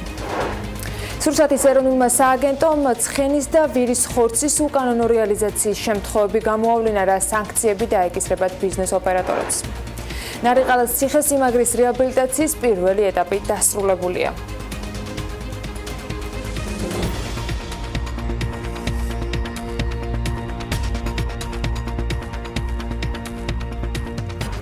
ენგურჰესის წარმოების ტარიფი დაახლოებით 4 თეთრით გაიზარდა, ვარდნილ ჰესების კასკადს კი თითქმის 1.2 თეთრით. ეს ტარიფები 2020 წლის ჩათვლით იქნება ძალაში. ამ სადგურებისთვის ტარიფის ზრდა ყველაზე მეტად დაგეგმილმა სარეაბილიტაციო სამუშაოებმა განაპირობა. რაც შეეხება თბოსადგურებს, გარდაბნის თბოსადგურისა და G-Power-ის წარმოების ზღვრული ტარიფი უმნიშვნელოვანად არის შემცირებული. მტკვარი ენერჯისა და საქართველოს საერთაშორისო ენერგეტიკული კორპორაციის კი ასევე უმნიშვნელოდ გაზრდილი. თბოსადგურების ახალი ტარიფები 2018 წელს იქნება ძალაში. სემეგმა 2 გადაცემის ლიცენზიანტის ტარიფებით დაამტკიცა. საქრუს ენერგოს ტარიფი რამდენიმე მეასედი თეთრით გაიზარდა, ენერგოტრანსის კი შემცირდა. იქიდან გამომდინარე, რომ სახელმწიფო ელექტროსისტემის გადაცემის და დისპეჩერიზაციის ასევე რამდენიმე ჰესის წარმოების ტარიფები ჯერ უცნობია. სემეგის თავმჯდომარე ვერ აკეთებს პროგნოზს, გაძურდება თუ არა მოსახლეობისათვის ელექტროენერგია. რაც შეეხება გავლენას სამომხმარებლო ტარიფზე, მიუხედავად იმისა, რომ უკვე გვაქვს საწარმოების დიდ ნაწილთან დაკავშირებით საბოლოო შედეგი, მაინც რჩება ის საკითხები, რომელიც გადავიტანეთ 25 დეკემბრის ხდომაზე, ასევე ჩვენ მოგვიწევს პროგნოზირება საბალანსო ელექტროენერგიის ფასის, რომელიც არის ერთ-ერთი უმნიშვნელოვანესი კომპონენტი იმპორტირებული ელექტროენერგიის ფასის, ბუნებრივი რჩება მთავარი საკითხი განაწილების ტარიფში, ეს არის უпростоრად სამომხმარებლო ტარიფში განაწილების ტარიფი ენერგოპროჯორჯიასთვის და თელასისთვის და შესაბამისად უკვე 26 დეკემბრის ხდომაზე გვეცოდინება სამომხმარებლო ტარიფები. სამეკის თავმჯდომარეს მიაჩნია, რომ თბოსადგურება ბუნებრივი გაზი ლარში უნდა შეიწინონ. ირინა მილორავამ მედიასთან განაცხადა, რომ სოკარ ექსპორტ-იმპორტთან მოლაპარაკებებით ასეთი შეთანხმება შედგება, თბოსადგურები წლის განმავლობაში ეროვნული ვალუტის მერყეობით არ დაზარავდებიან. ინიციატივა სამეკის თავმჯდომარემ სხდომაზე დააყენა, სადაც თბო ელექტროსადგურების ტარიფები დადგინდა, მას შემდეგ გააჟღერა ეს ყველაფერი, რაც საქართველოს ინდუსტრიული ჯგუფის გენერალური დირექტორის მრჩეველმა 2 თბოსადგურის წარმომადგენელმა ლევან ვეფხოძემ მარეგულირებელ კომისიას მიმართა თხოვნით, რომ მათთვის ტარიფების ყოველთვიურად გადათვლა მოხდეს. ვეფხოძის განმარტებით, კურსთა შორის სხვაობა წლის განმავლობაში კომპანიებს აზარალებს. სემეგში კი თავის მხრივ განმარტავენ, რომ ასეთი ინტენსივობით ტარიფების გადახედვა ვერ მოხერხდება. კარგი, მე ვიტყოდი, რაც დღეს მოვისმინეთ არის ის, რომ მარეგულირებელმა კომისიამ გამოთქვა მზაობა, რომ დისკუსია დაიწყოს სწორედ გადათვლის ახალ მეთოდოლოგიაზე, იმისათვის, რომ უფრო ადეკვატურად ხდებოდეს ტარიფების დადგენა. ეს შეიძლება იყოს ის შეთავაზება, რომელიც ჩვენ გავაკეთეთ, როცა ყისერად ხდება ასახვა გაცვლითი კურსის, ან შეიძლება იყოს სხვა მიდგომები, რომელიც მაგალითად ერთ-ერთი დააყენა თვითონ კომისიის ხელმძღვანელმა დღეს საუბრობს. ეს ყველა დეტალი ალბათ დარწმუნებული ვარ უახლოეს მომავალში შეხვედრებზე, სამუშაო შეხვედრებზე გადაწყდება. 4 თბო ელექტროსადგური ბუნებრივ გაზს ყიდულობს ერთი კომპანიისგან, ეს გახლავთ სოკარ ექსპორტ-იმპორტი. სოკარ ექსპორტ-იმპორტის და იმპორტსა და აი ამ კომპანიებს შორის გაფორმებულ ხელშეკრულებაში მითითებულია, რომ ბუნებრივი გაზის ღირებულება არის $153 შესაბამისი კურსით. თუ ამ კონტრაქტში მოხდება ისეთი ჩანაწერის გაჩენა, რომელიც ლარში დააფიქსირებს 1 წლის განმავლობაში გასაყიდი ბუნებრივი გაზის ღირებულებას, გამოდის, რომ ეს კურსთან დაკავშირებული რისკები დარჩება გამყიდველ კომპანიაში, ამ შემთხვევაში სოკარ ექსპორტ-იმპორტში და ის მოახდეს უკვე გასაყიდი ფასის კორექტირებას ყოველი წლის ბოლოს. კომპანია DV+-მა ბოლნისის რაიონში 5 ჰექტარზე კაკლის ბაღი გააშენა. კომპანიამ პროექტის განხორციელება დანერგე მომავლის ფარგლებში მოახერხა. ბენეფიციარი ის პროგრამაში 2016 წლიდან არის. ბაღის გაშენების და სარწყავი სისტემის მოწყობისათვის კი სახელმწიფო დაფინანსება 42146 ლარი იყო. 15225 ლარი ენერგებისათვის და 8023 ლარი წვეთოვანი სისტემებისთვის. პროექტის ფარგლებში საქართველოს მასშტაბით ხიხილის ახალი ბაღები 3758 ჰექტარზე ამ დროისთვის გაშენებული და სახელმწიფო დაფინანსების მოცულობა თითქმის 19 მილიონ ლარს უტოლდება. ქვემო ქართლის რეგიონში ხეხილის ბაღები 554 ჰექტარ მიწის ფართობზეა გაშენებული. წეროვანში კი აგროპროდუქტების შემნახველი მეურნეობა წეროვანი აისი გაიხსნა. მეურნეობაში წლიურად ერთდროულად 300 ტონის სხვადასხვა ბოსტნეული კულტურის განთავსება იქნება შესაძლებელი. მეურნეობა ასევე ერთიანი აგროპროექტის ფარგლებში არის აღჭურვილი. საწარმოში 10 ადამიანია დასაქმებული. სასოფლო-სამეურნეო პროდუქციის გადამამუშავებელი და შემნახველი საწარმოების თანადაფინანსების პროექტის ბენეფიციარი გახდა. ეს მეურნეობა საწარმოში ჯამურად 520,670 ამერიკული დოლარის ინვესტიცია განხორციელებული, საიდანაც 208,268 დოლარი გრანტია, ხოლო 260,335 დოლარი კი შეღავათიანი აგროკრედიტი. 2018 წელს კომპანია სოფლის მეურნეობის პროექტების მართვის სააგენტოს და USAID RIP-ის მხარდაჭერით საერთაშორისო სტანდარტის HACCP-ის აღებასაც აპირებს. საერთაშორისო სტანდარტის საერთო ღირებულებიდან კი 30%-ს ბენეფიციარს სოფლის მეურნეობის პროექტების მართვის სააგენტო დააფინანსებს, 50%-იანი დაფინანსება USAID RIP-ის მხრიდან მოხდება, დარჩენილ 20%-ს კი თავად ბენეფიციარი უზრუნველყოფს. ნარიყავას ციხესიმაგრის რეაბილიტაციის პირველი ეტაპი დასრულებულია. ინფორმაცია დედაქალაქის მერიამ გაავრცელა. ჩატარებულ სამუშაოებს კახა კალაძე და განვითარების ფონდის დირექტორი ერთად გაეცნენ. სამუშაოები თბილისის განვითარების ფონდმა 2016 წლის შემოდგომაზე დაიწყო და პროექტ ახალი თბილისის ერთ-ერთი მსხვილი მიმართულების, ისტორიულ-კულტურული ძეგლებისა და სხვა შენობების რეაბილიტაციის პროგრამის ფარგლებში განახორციელა. მერის განცხადებით, მომდევნო 4 წლის განმავლობაში ძველი თბილისის ისტორიული ნაწილის აღდგენის სამუშაოები პრიორიტეტული მიმართულება იქნება დედაქალაქის ხელისუფლებისათვის. კომპანია ჯეოსელი საქართველოს კულტურისა და ძეგლთა დაცვის სამინისტროს პროექტს უერთდება, რომლის მიზანიც რუსეთის ფილმსაცავიდან ქართული კინომემკვიდრეობის სამშობლოში დაბრუნება. სწორედ ამ მიზნით ჯეოსელმა სპეციალური ბიზნეს მიღება გამართა, რომელსაც მარიამ ადამია ესწრებოდა. დეტალები კი მის სიუჟეტში ვნახოთ. გავხდეთ ისტორიული პროცესის თანამონაწილენი. ამ სლოგანით კომპანია ჯეოსელი უერთდება საქართველოს კულტურისა და ძეგლთა დაცვის სამინისტროს უპრეცედენტო პროექტს, რომლის მიზანიც რუსეთის ფილმსაცავიდან ქართული კინომემკვიდრეობის სამშობლოში დაბრუნებაა. სწორედ ამ მიზნით გამართა ჯეოსელმა სპეციალური ბიზნეს მიღება, რომლის ფარგლებშიც გააჟღერა მზადყოფნა იმისა, რომ რუსეთიდან საქართველოში დააბრუნოს ელდარ შენგელაიას ფილმი. არაჩვეულებრივი გამოფენა და გახდა ზიმ პროექტის მხარდამჭერი, რომელსაც საქართველოს კულტურისა და ძეგლთა დაცვის სამინისტრო ახორციელებს ქართული კინემატოგრაფიის დასაცავად. დღეს ტელევიზორში რო უყურებთ ქართულ ფილმებს, იმას ფერი არ აქვს აბსოლუტურად. და ეხლა როდესაც ჩამოვა ქართული ფილმები და როდესაც ის აციფრება, მე ვთხოვ ძალიან ბიზნესმენებს ამაში დახმარებას. ქართული მაყურებელი მიიღებს ნამდვილ ქართულ ფილმს. დაბრუნდება ქართული კინო მოსკოვიდან და ერთგვარად ეს მარტო კინო არ, ეს არის კულტურა ჩვენი ხალხის. ამის გამო მე ძალიან მიხარია, რომ ეს პროცესი დაიწყო.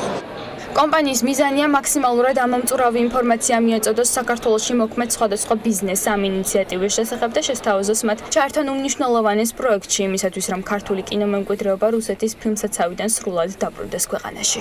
კულტურული მემკვიდრეობის გადარჩენა, შენარჩუნება და მისი მომავალი თაობებისთვის გადაცემა ჩვენი კომპანიისთვის ყოველთვის ახლობელი, ძალიან ახლობელი თემა იყო და არის.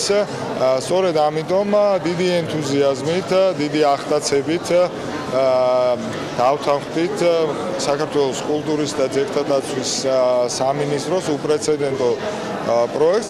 ჯეოსელის მიერ მოწყობილი ღონისძიების მთლიანი კონცეფცია აეგო ქართულ კინომოტივებზე. მუსიკალური გაფორმება კი სხვადასხვა მიმართულების სინთეზით შეირჩა და გააერთიანა ქართული კინომუსიკა.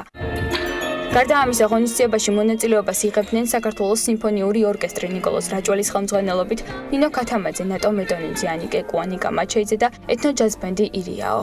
ძალიან მოხარული ვარ, რომ ჯეოსელის და კულტურის სამინისტროს ეს ერთობლივი პროექტი შედგა, რადგან ძალიან მნიშვნელოვანი პროექტი არის მთელი საქართველოსთვის, ვფიქრობ, იმიტომ რომ ყველას მიყვარს ეს ქართული ფილმები და სამწუხაროა, რომ არ იმყოფებოდა მათი ორიგინალები საქართველოში. ამ ეტაპზე რუსეთის ფილმსაცავიდან მიღებული ინფორმაციის თანახმად ფონდში 706 ქართული მხატვრული, დოკუმენტური და ანიმაციური ფილმი ინახება. 2016 წლის აგვისტოში რუსეთის ფედერაციის სახელმწიფო ფილმოფონდთან ხელი მოეწერა ხელშეკრულებას, რომლის თანახმადაც ქართულ მხარეს ეტაპობრივად გადმოეცემა რუსეთის ფილმსაცავში არსებული ქართული ფილმების საწყისი მასალები. ამ პროექტში ძალიან მნიშვნელოვანია კერძო სექტორის ჩართულობა, რათა ისინიც გახდნენ ამ ისტორიული პროცესის თანამონაწილენი და მომავალ თაობებს შემოუნახონ მდიდარი ქართული კინომემკვიდრეობა. მართლა გამორჩეული საღამო შედგა გუშინ.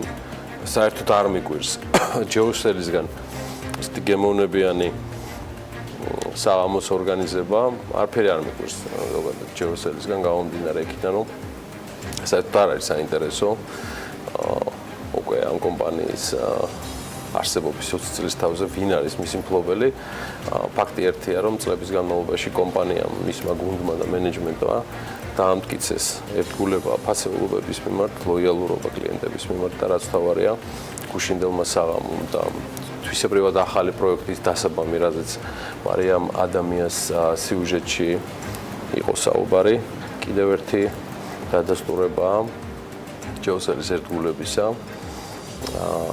მათ შორის ქართული კულტურის მიმართაც და ეს სცილდება მხოლოდ მის სარეკლამო რგოლებს. წარმატებები ჯეოსელს, ახლა კი მოდი ნახოთ რა ხდება სავალუტო ბაზრებზე, კრიპტოვალუტების ბაზრებზე და ცხადია მას ყველაფერს შოთა იღმელაშვილი მოახსენებს. მოგესალმებით. დღეისთვის დოლარი მოძლიერდა ძირითადი ვალუტების მიმართ. სენატიც და წარმომადგენელთა პალატაც ემზადება კორპორაციული გადასახადის რეფორმის კენჭისყრისთვის. დასაწყისში წარმომადგენელთა პალატა უყრის კენჭს ამ კანონპროექტს, შემდეგ კი სენატი შემოვა საქმეში და დიდი ალბათობით დღეს უკვე გვეცოდინება პასუხი. მიიღებენ თუ არა ამერიკული კომპანიები 80-იანი წლების შემდეგ არნახულ საგადასახადო შეღავად. საუბარია კორპორაციული გადასახადის 35%-დან 21%-მდე შემცირებაზე. ეს ბუნებრივია, კომპანიებს აიძულებს მეტი ხარჯავი, რაც თავის მხრივ ეკონომიკურ ზრდას დამუხტავს. გუშინ დილით დოლარის ფასები დუნედ მოძრაობდა, ბაზარს დიდი რეაქცია არ გამოვლენი ანგარიშზე, რომელმაც საბინადრო სექტორში ზრდა გვამცნო ნოემბრის თვეში.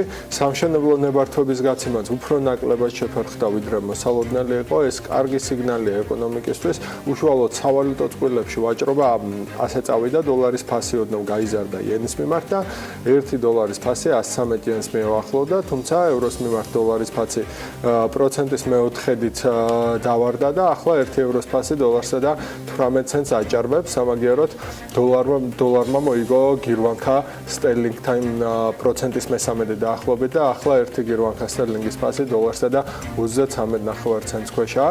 საინტერესო ამბებია კრიპტოვალუტებში, პრინციპში მთელი კვირაა საინტერესო ამბებია და მოდით დღეს საფუძვლიანად მიმოვიხილოთ. ბიტკოინის დომინანტობის ინდექსი 50% ქვემოთ დაეშვა. ეს ოქტომბრის შემდეგ პირველად ხდება. ალტერნატიული კრიპტოვალუტები, როგორიცაა ეთერიუმი, ლაიტკოინი და რიპლი მეძალას დემონსტრირებენ. ერთკვირიანი რალის შემდეგ ეთერიუმმა, ლაიტკოინმა, რიპლმა, კარდანომ, იოტამ, დეშმა, ნემმა და ეოსმა 10-მა მთავარმა კრიპტოვალუტამ გარდა ბიტკოინისა და ბიტკოინ ქეშისა ყოველდღიური მინიმუმ 10%-იანი მატება აჩვენა. ლაიტკოინმა და კარდანომ 150%-ზე მეტი იმატა ერთი კვირის განმავლობაში, შემდეგ კი 20%-იანი ზრდით განაგრძეს გზები. საინტერესოა რა იწვევს ალტერნატიული კრიპტოვალუტების ფასის მატებას. ანალიტიკოსთა მოსაზრება არაერთგვაროვანია. ზოგი ამბობს, რომ ინსტიტუციური კაპიტალის და ჰედჯ ფონდების შემოსვლა კრიპტობაზარზე ფიუჩერსების ჩათვლით, რომელზეც წინა კვირაში მოგახსენებდით, ინვესტორებს სხვა კრიპტოვალუტების მიმართაც უღვივებს ინტერესს. სხვები ალტერნატიული კრიპტოვალუტების წარმატებას ბიტკოინის გაფართოების ტექნიკურ შეზღუდვებს მიაწერენ. ბიზნესებმა დროზე ვერ დაანერგეს სეგვიტიო. კრიპტოვალუტების ცნობილი ანალიტიკოსი და მკვლევარი ვილი ვუ ამბობს, რომ სეგვიტმა გამოასწორა ბიტკოინის ბლოკჩეინი მასშტაბირების უნარის ბლოკისა და ბლოკის ზომის ზრდის თვალსაზრისით და ახლა შეგვიძლია ფართო დანერგვა სჭირდება, რათა შემცირდეს ბიტკოინის ტრანზაქციის ღირებულება.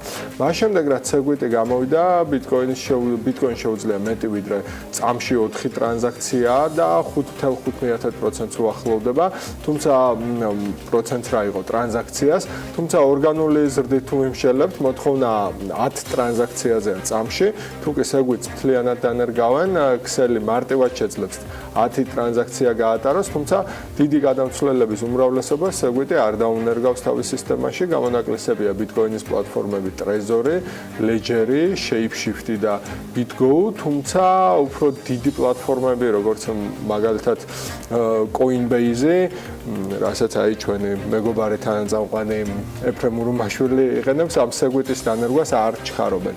მოკლედ საჯარო ინვესტორები ინტერესს ავლენენ ICO-ების და ტოკენების მიმართ, რომლებსაც შესწევთ უნარი გააკეთონ ბიტკოინისგან განსხვავებული ოპერაციები და გაატარონ მეტი ტრანზაქციები. მაგალითად, Litecoin-ის უფრო სწრაფი დასტური საშუალებას გვაძლევს პატარა გადახდები უფრო პატარა საკომისიოებით გავაკეთოთ.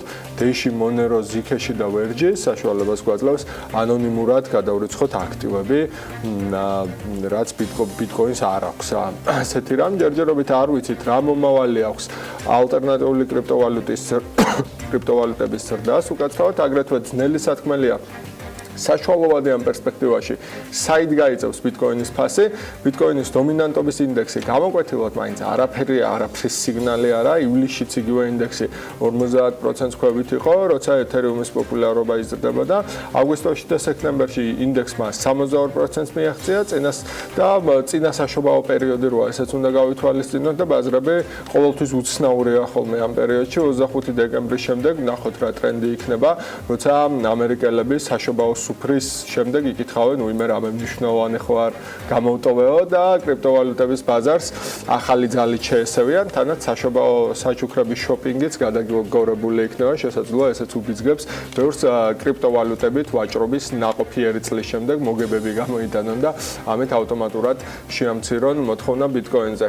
უშუალოდ ბიტკოინის ფასი დღეს $17,130, ანუ გუშინ რო ვთქვით, რომ დაახლოებით 19,000 იყო, რომ შემდეგი წინააღმდეგობის წერტილი 17,000-ია და დიდი შანსია რომ აქამდე დაეშვას ბიტკოინი და სხვა წინააღმდეგობის წერტილი ვთქვით 15,000-ზე, ასეც მოხდა და ამ დროს გირჩიეთ ზუსტად შეგვეძინა ბიტკოინი თუ ასე ვთქვათ შეგვეძინა კარგ ფასად.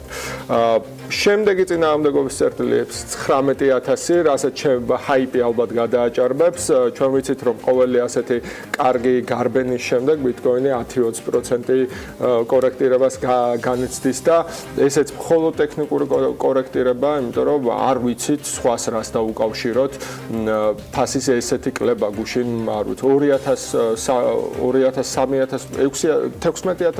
$16,500-ზეც კი იყო ჩამოსული.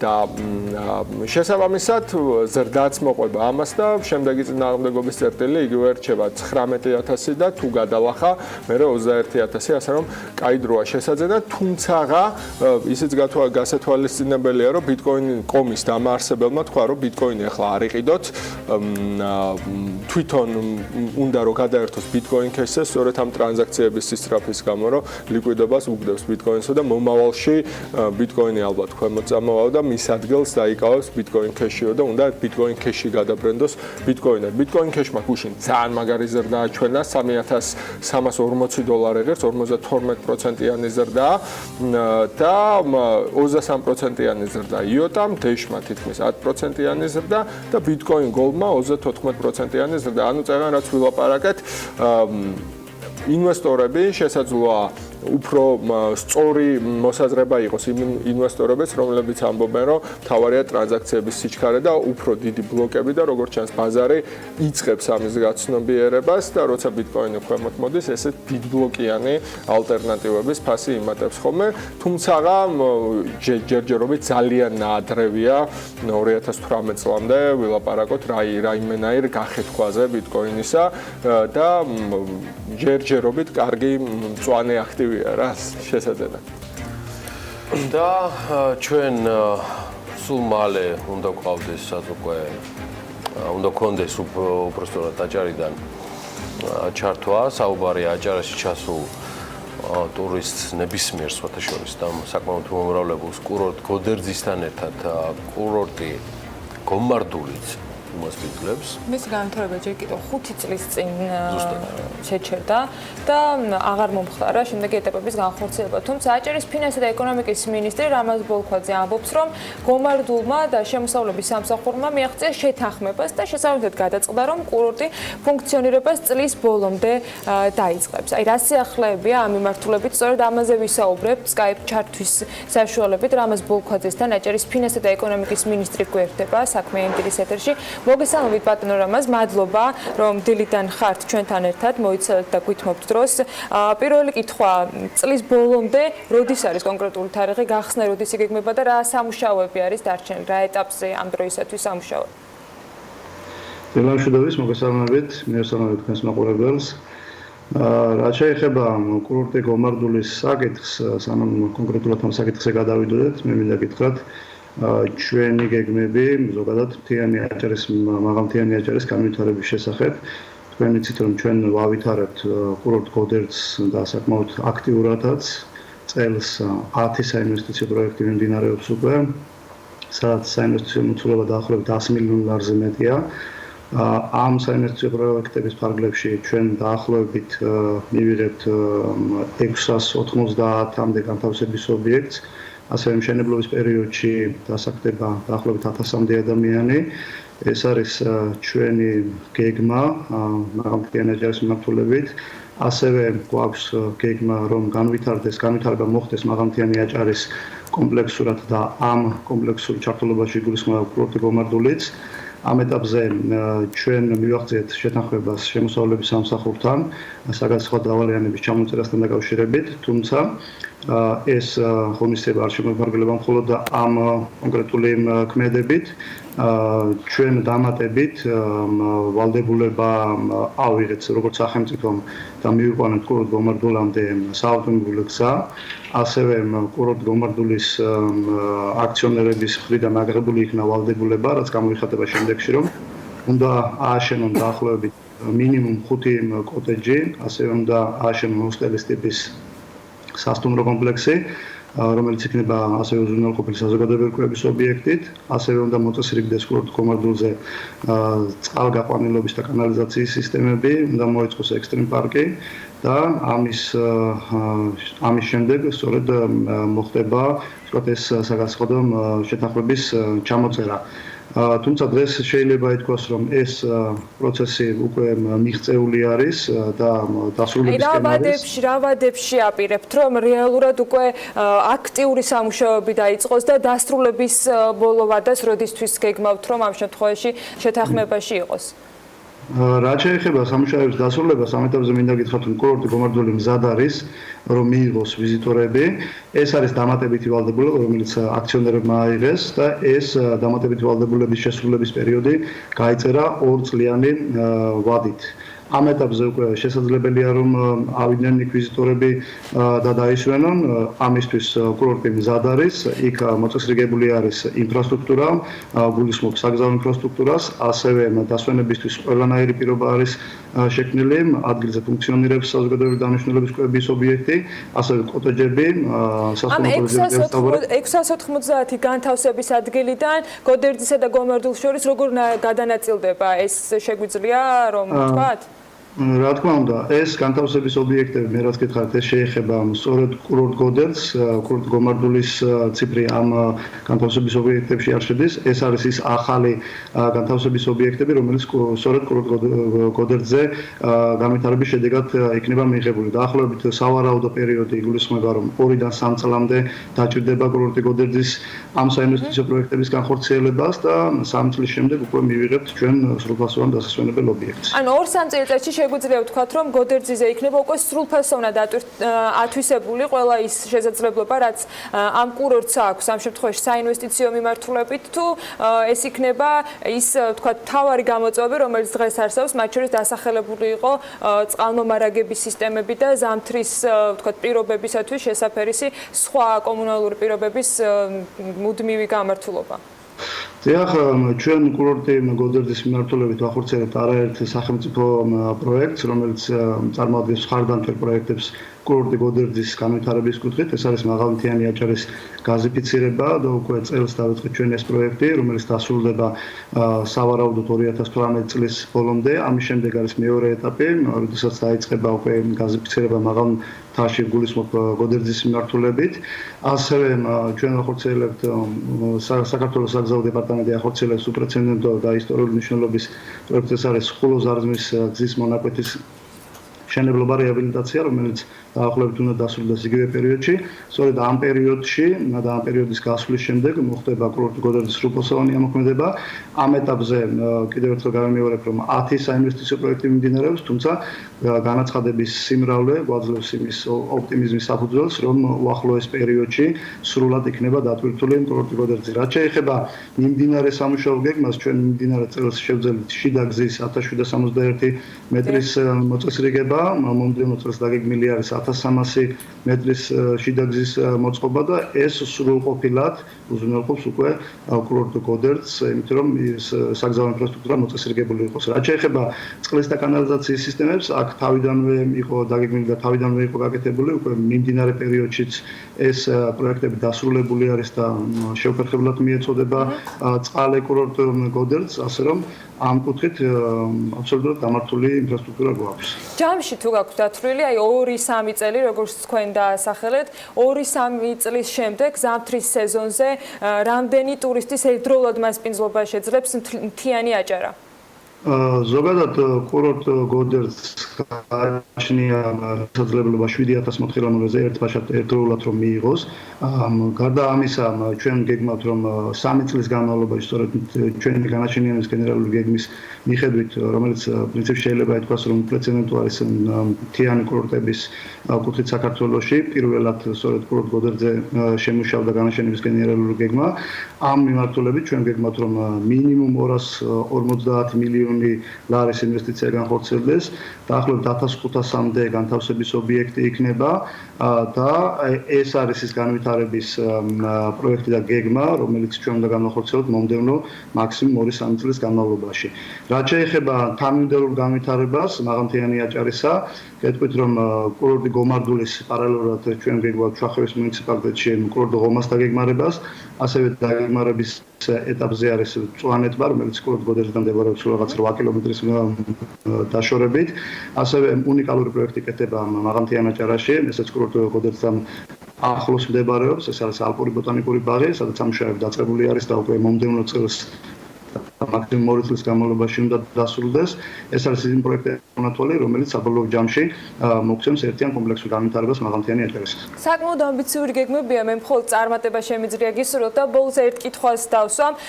თუ შეგიძლიათ უკვე ამ მომდევნო 2-3 წლის განმავლობაში თქვენ 10 ამ შემთხვევაში კომპანია ახსენეთ, ისეთი ბრენდები დაგვისახელოთ, რომელიც საქართველოს თქვათ სხვა რეგიონებში არიან, ან ბათუმში არიან წარმოდგენილები და ახლა უკვე მაღალმთიან აჭარაში აპირებენ, რომ იყვნენ სასტუმრო ბიზნესში წარმოდგენილები, ან სხვა რაიმე ფორმით საინვესტიციო თქვათ გეგმები აქვთ ამ მიმართულებით?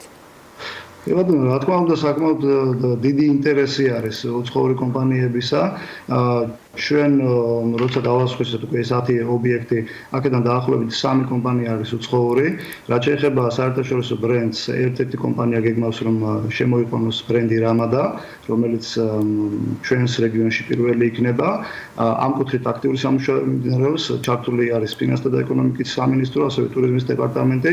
ჩვენ გეგმავთ მომდევნო პერიოდში, რომ ჩავატაროთ საერთაშორისო ფორუმი, სადაც გვექნება სწორედ შესაბამის ბრენდებთან მოლაპარაკება, რომლებიც გამოთქვამენ დაინტერესებას სწორედ კურორტ გოდერძით, ასევე ბათუმში განხორციელებულ პროექტებში შემოსვლით და ვფიქრობთ, რომ ამ კუთხით გვექნება ახლოს პერიოდში შემოთავაზებები. წარმატებას გისურვებთ, ველით სიახლეებს, რომელიც აჭარას უკავშირდება და საქმიანი დილის მაყურებელს და ბიზნეს მედია საქართველოს ამ შემთხვევაში ინფორმაციით დაინტერესებულ ადამიანებს ყოველთვის მივაწვით საინტერესო ინფორმაციებს. მადლობა თქვენ იმისათვის, რომ დილიდან იყავით ჩვენთან ერთად. რამაზ ბოლქვაძე, აჭარის ფინანსთა და ეკონომიკის მინისტრი გვერდთობოდა სკაიპის დახმარებით ბათუმიდან. ჩვენ მცირე სარეკლამო პაუზა გველოდება წინ და რამდენიმე წუთში დაგიბრუნდებით. ამინდის პროგნოზის სპონსორია SEU დეველოპმენტი.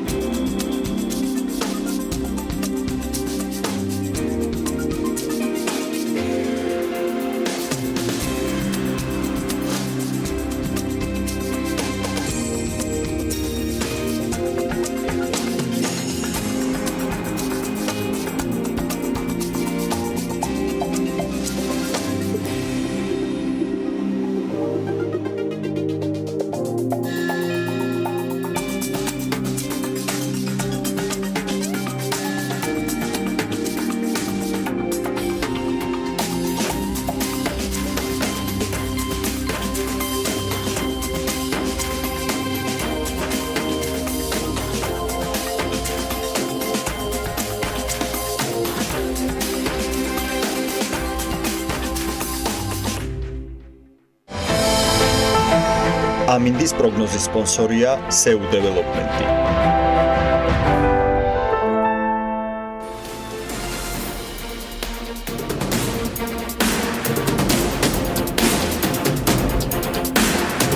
რეკლამის შემდეგ საქმიანი დილას პროფესიით მხატვარი და მოწოდებით ჟურნალისტი, თქვენთვის კარგად ნაცნობი ნინი ლონგურაშვილი გააგრძელებს უკვე სტუმრებთან ერთად, თუმცა იქამდე საინტერესო პრეზენტაცია აქვს მომზადებული და 2017-ის შეჯამებას ჯერ პროფესიული ინტერესების გათვალისწინებით იწყებს.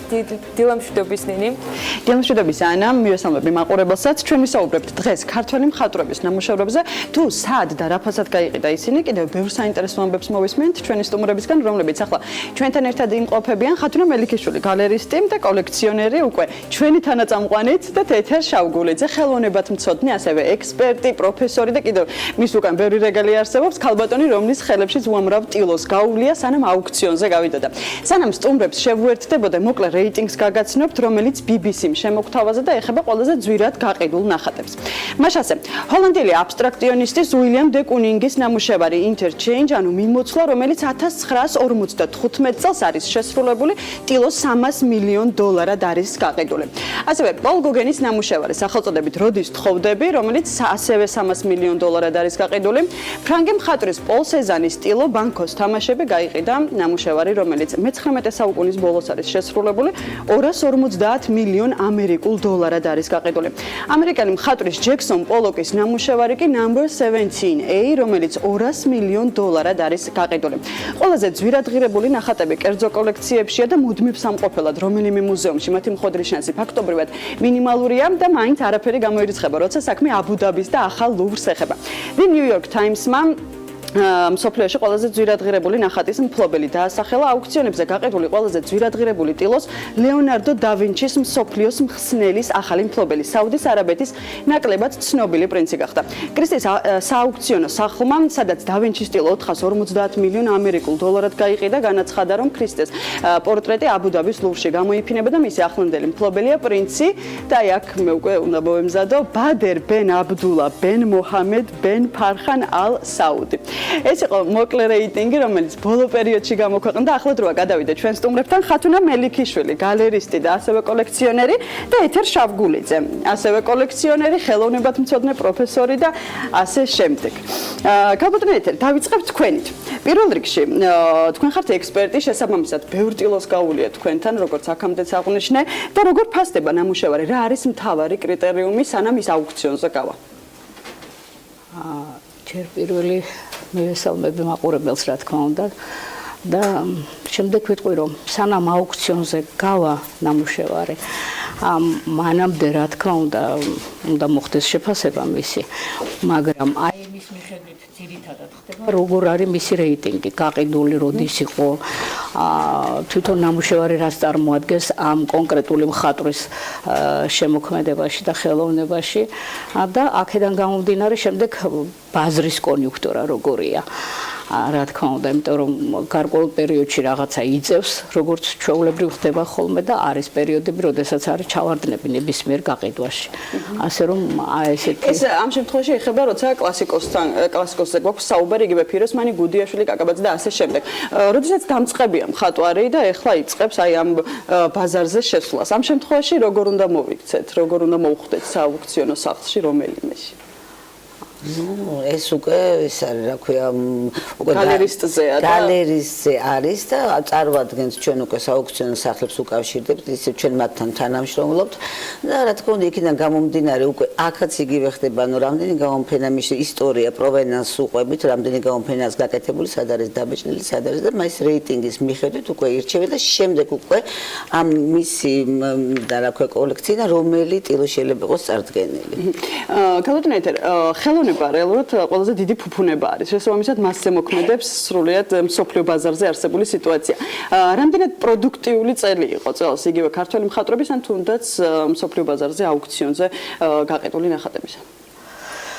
საერთოდ დავიწყოთ იმითი, რომ სამწუხაროდ ძალიან ისე წირად არის წარმოდგენილი ქართველი მხატვრები მსოფლიოს აუქციონო სახლებში. ძირითადად მაინც ისეთი სახელები, რომელიც მაინც ცნობილია. თუმცა აი 2013 წელი იყო, როდესაც 9 მხატვრის ნამუშევარი იქნა წარდგენილი სოთბის და კრესტის აუქციონზე და ეხა აღარ ვიტყვი როგორ დარანაირად, მაგრამ პრინციპში გაიყიდა ისეთი მხატვრის ნამუშევარი, რომელიც მართლა ორიგინალური იყო, მართლა უცხო ეს იყო მხატვრული თვალსაზრისითაც და საერთოდ ისედაც და ეს იყო მერაბ აბრამიშვილი. ხო, აი ამის შემდეგ ხო, ну, იცით რა ახლა მოდით ფასებზე ნუვილაპარაკებთ რა. ხო, იმიტომ რომ ვისაც აინტერესებს ეს ძალიან ადვილი მისაწვდომი ის არის ინფორმაცია, დღეს შეუძლიათ შევიდნენ ნებისმიერ საიტზე სააუქციონო სახლის და შეუძლიათ ნახოთ ეს ყველაფერი. საერთოდ ახლა რაღაცები იყიდება, რაღაცები არ იყიდება, რაღაცა შემდეგ რჩება და თქვათ რაღაც გარკვეული პერიოდის შემდეგ კიდევ გააქვთ სააუქციონო სახლებს, ან და უკვე თვითონ აუქციონის მიღმაც იყიდება რაღაცები. ამიტომ ცოტა რთულია ამაზე საუბარი, იცით, აი ვინ და როგორ. უბრალოდ ჩვენ თვითონ ქართული ხელოვნება და საქართველო ისედაც პატარა ქვეყანა ვართ და აი ეს არის ყველაზე ისეთი დიდი პრობლემა იმ თვალსაზრისით, რომ თუმცა მიუხედავად ამისა, მაინც ისეთი სახელები გვყავს აი თუნდაც მხატვრობაში და სახვით ხელოვნებაში, რომლებიც მსოფლიო მასშტაბის არიან, ისევე როგორც ლიტერატურაში, აი შოთა რუსთაველი, რომელიც დღემდე მიუღწეველია ხო მსოფლიო დონის, ის არის, ასევე არიან იგივე ფიროსმანი, რომელიც მართლა ცნობილია და მართლა გაყიდვადია. და სწორედ ამიტომაც ის ალბათ ყველაზე ხშირად ეს ფიროსმანის სახელი, რადგან ეს გამორჩეულია იგივე თუ საუბრობთ ლიტერატურაზე გვახსენდება ვეფხისტყაოსანი, თუ საუბრობთ სახვით ხელოვნებაზე და ფერწერაზე გვახსენდება ფიროსმანი. თუმცა გაყიდულია ასევე აუქციონებზე გუდიაშვილიც და ასევე სხვა კლასიკოსებიც. ხო და საკმაოდ ისეთ ფასად. კაკაბაძეც თქვათ და თანამედროვე მხატვრებიც, აი მაგალითად იგივე იცით რა, ახლა ტენდენცია წამოვიდა ისეთი, რომ ეს აი პოსტსაბჭოთა პერიოდის მხატვრებიც და ამავე დროს აი სანამ საბჭოთა კავშირი დაინგრეოდა, მანამდე ნონკონფორმისტებს რომ ვეძახით ჩვენ, აი მათი ნამუშევრების წარდგინება და წამოწევა ხდება ეხლა.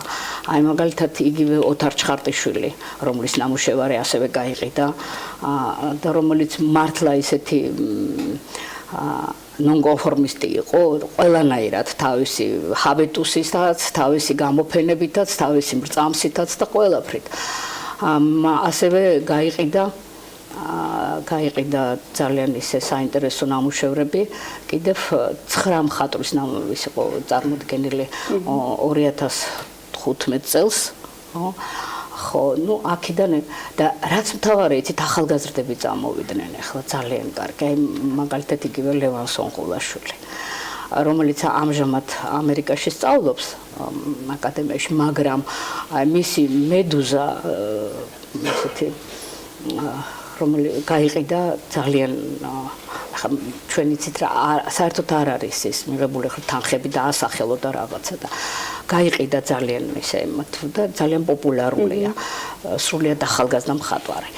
გამოდენ ხალხო თქვენ გაქვთ ხშირი შეხება გალერისტი ბრძანდებით, ჩვენი თანაწამყვანიც და პროჯერ გვისაუბრია ამ თემაზე. თანამედროვე მხატვრებზე რო ვისაუბროთ, აი 2017 წელი როგორ დაიხურა აი ამ თვალსაზრისით, რამდენი ქართველი მხატვრის ეს დამწყებია თუ ტიმჩენკოზეა საუბარი, როგორ გავიდა საქართველოს ფარგლებს გარეთ, რამდენად ხშირი აი ეს ტენდენცია. კონკრეტულად აუქციონებზე თუ საერთოდ ან საქართველოს ფარგლებს გარეთ ვისაც კოლექციონერი უცხოელი ვინც იყიდა ქართველი მხატვრის. ანუ იცით რა, წლევანდელი მდგომარეობა შაშანდილთან შედარებით უფრო ცოტა გამოცოცხლებული არის, იმიტომ რომ რაღაცა უფრო სტაბილურდება, ალბათ ახლა ჩვენ მას რა ქვია, ხელოვნებას ყველანაირი ეხება, რა ქვია, სოციოკულტურული, პოლიტიკურ-ეკონომიკური და საერთოდ მსოფლიო პროცესი ფასები და ასე შემდეგ და ასე შემდეგ, იმიტომ რომ მაინც ხელოვნება ფუფუნებაა. ხო, და რახან წლევანდელი მდგომარეობა უფრო შედარებით უფრო კარგი იყო, ასევე ძალიან ნორმალურად ჩაიარა კრისტის აუქციონმა, სოტვის აუქციონმა, თვითონ გაყიდვები უფრო მაღალი იყო, რა თქმა უნდა, ჩინეთში პირველი არის, შემდეგ ამერიკაში და ჩვენი თანამედროვე ხელოვნების ნიმუშებიც ასევე რა თქმა უნდა რაღაცები გაიყიდა, კიდე შექმნა გავაკეთეთ ბევრი გამოფენა, ეს ბაზა შეიქმნა, ახლა ზუსტად ერთი თვე ვიყავით წასული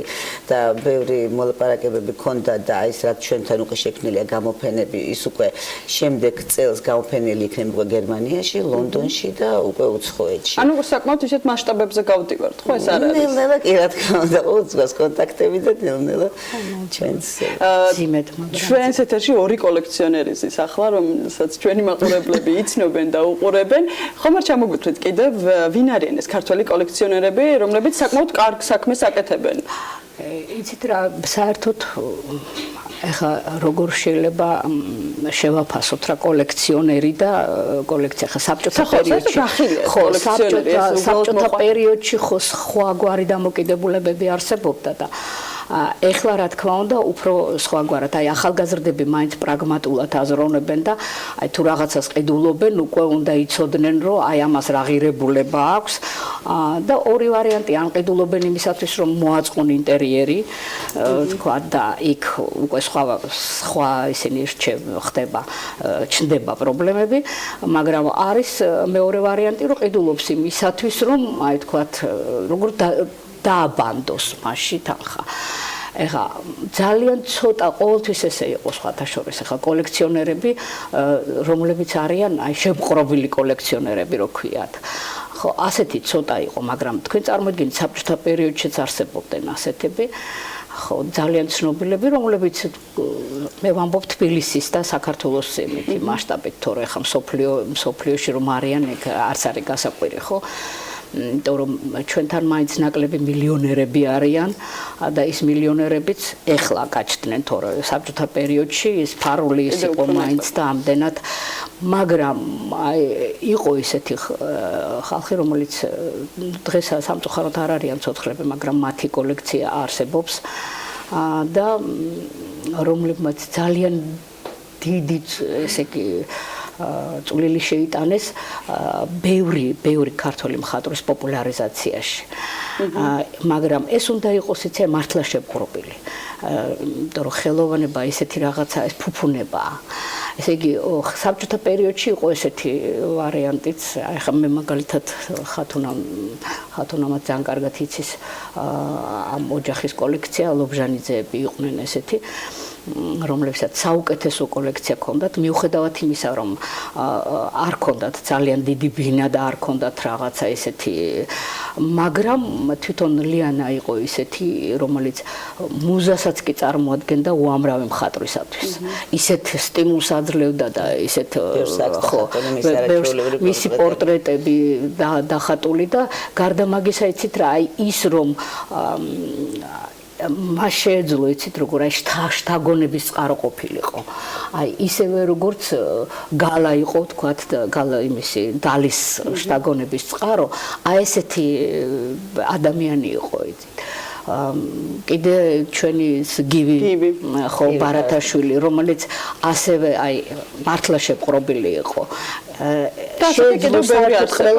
ყველაფერი გადაედო გივი ფარასტაშვილი კიდე ეხლა რომელიც ჯერ კიდევ ხო ღვთისწყალობით ცოცხალია და საუკეთესო კოლექცია აქვს და მაგრამ იცით რა მაშინ ძალიან ისეთი ფარული შეფარვითი ის იყო ეს პროცესი იყო და აი ეხლა გაცილებით უფრო რა თქმა უნდა გაიხსნა ეს ყველაფერი და ძალიან დიდი მადლობა გადაუხადო ყველა კოლექციონერს რომლებიც დღეს კიდე არიან და იწყებენ იმიტომ რომ ძალიან დიდი მნიშვნელობა აქვს ამას მხატვრებისთვის გალერისტებისთვის იმიტომ რომ პრინციპში მაგ ძალიან დიდ გავლენას ახდენენ და დიდ სტიმულს აძლევენ თვითონ ამ და საბოლოოდ მაინტერესებს ეს გამოგვივიდა ჩვენ ასე თუ ისე 2017 წლის შეჯამება როგორი წელი იყო ხელოვნების თვალსაზრისით და 2018-ში თუ იგეგმება რამე მოკლედ რო გითხრათ რა თქმა უნდა, ბევრი რაღაც უკვე დაგეგმილი არის და გაწერილი არის ის გამოფენები, რომლებიც უნდა იყოს და დამთავრებულიც არის მათზე მუშაობა და დახატული არის და რა ვიცი, რომლებიც აუქციონზე შესაძლოა გავიდეს. ეს იქნება გამოფენები და იქიდან რომელიმე ნამუშევარი იქნება წარდგენილი აუქციონზე. ეს თანამედროვე მხატვრის, თანამედროვეებს და ახალგაზრდებს უნდა გაუწიოთ ეხლა. ეხლა რა თქმა უნდა, იმიტომ რომ ჯერ ერთი თვითონ კლასიკოსებიც უკვე ამოიწურა ბაზარზე, უკვე გადანაწილებულია, უკვე კერძო კოლექციებში არის და თანამედროვე ყოველთვის. ამიტომ ვისაც უნდა რომ კოლექციონერი გახდეს, უფრო მეტად დამწყები მხატვრების ნახატები შევიძინოთ, ეს იქნება ფულის დაბანდება თუ უბრალოდ მოყვარული ინტერიერის კი, რასაც ეკჭირდება რაღაც გარკვეული განსაკუთრებული ექსპერტიზები, იმიტომ რომ სამწუხაროდ ჩვენთან ეს ინსტიტუციური სისტემა არ არსებობს სამწუხაროდ ჯერჯერობით და ნუ რა ვიცი, აი ვაპირებთ ძალიან აქტიურად თქვათ ამ მიმართულებით მუშაობას, იმიტომ რომ ფაქტიურად ყველაფერი რაც კეთდება არის კერძო ინიციატივით, აი თქვათ ბაია გალერეა რასაც აკეთებს და ძალიან დიდ და კარგ საქმეს აკეთებს, მაგრამ უნდა შეიქმნას ისეთი ბაზა, სადაც მოხდება გარკვეულწილად აი სტიმულირება აი ამ ახალგაზრდების და მე რაც მთავარია, თვითონ კოლექციონერს ექნება გარანტია იმისი, რომ ის რაღაცას რომ ყიდულობს, ესე იგი ყიდულობს იმას მთელი თავისი ატრიბუციით და ხო აი ამ ბაზაზე ხო ეხლა მაგაზე გრავთ აი ამ წარმატებებს გისურვებთ ხათუნა თქვენ ასევე ქალბატონო ეთერ თქვენ ასევე ჩვენ ხშირად ვისაუბრებთ გალერეებზე ჩვენ თანაწამყვანთან ერთად ასეთი იყო საქმიანი დილის რუბრიკა ხელოვნების შესახებ ჩვენთან ერთად იყვნენ ეთერ შავგულიძე ხელოვნებად მცოდნე და პროფესორი ასევე ხათუნა მელიქიშვილი გალერისტი კოლექციონერი ჩვენი თანაწამყვანი კიდევ ერთხელ და ჩვენ უკვე 2018-ში შემოგერთდებით ბევრი საინტერესო თემებით. დარწმუნებული ვარ, რომ არაერთი საინტერესო რუბრიკა გველოდება 2018-ში. მადლობა ნინის და მის სტუმრებს საინტერესო მიმოხილვისთვის და შეჯამებისთვის 2017-ში. წინ კიდევ ბევრი საინტერესო სტუმარი გველოდება, თუმცა რეკლამის შემდეგ დაგიბრუნდებით სულ რამდენიმე წუთში.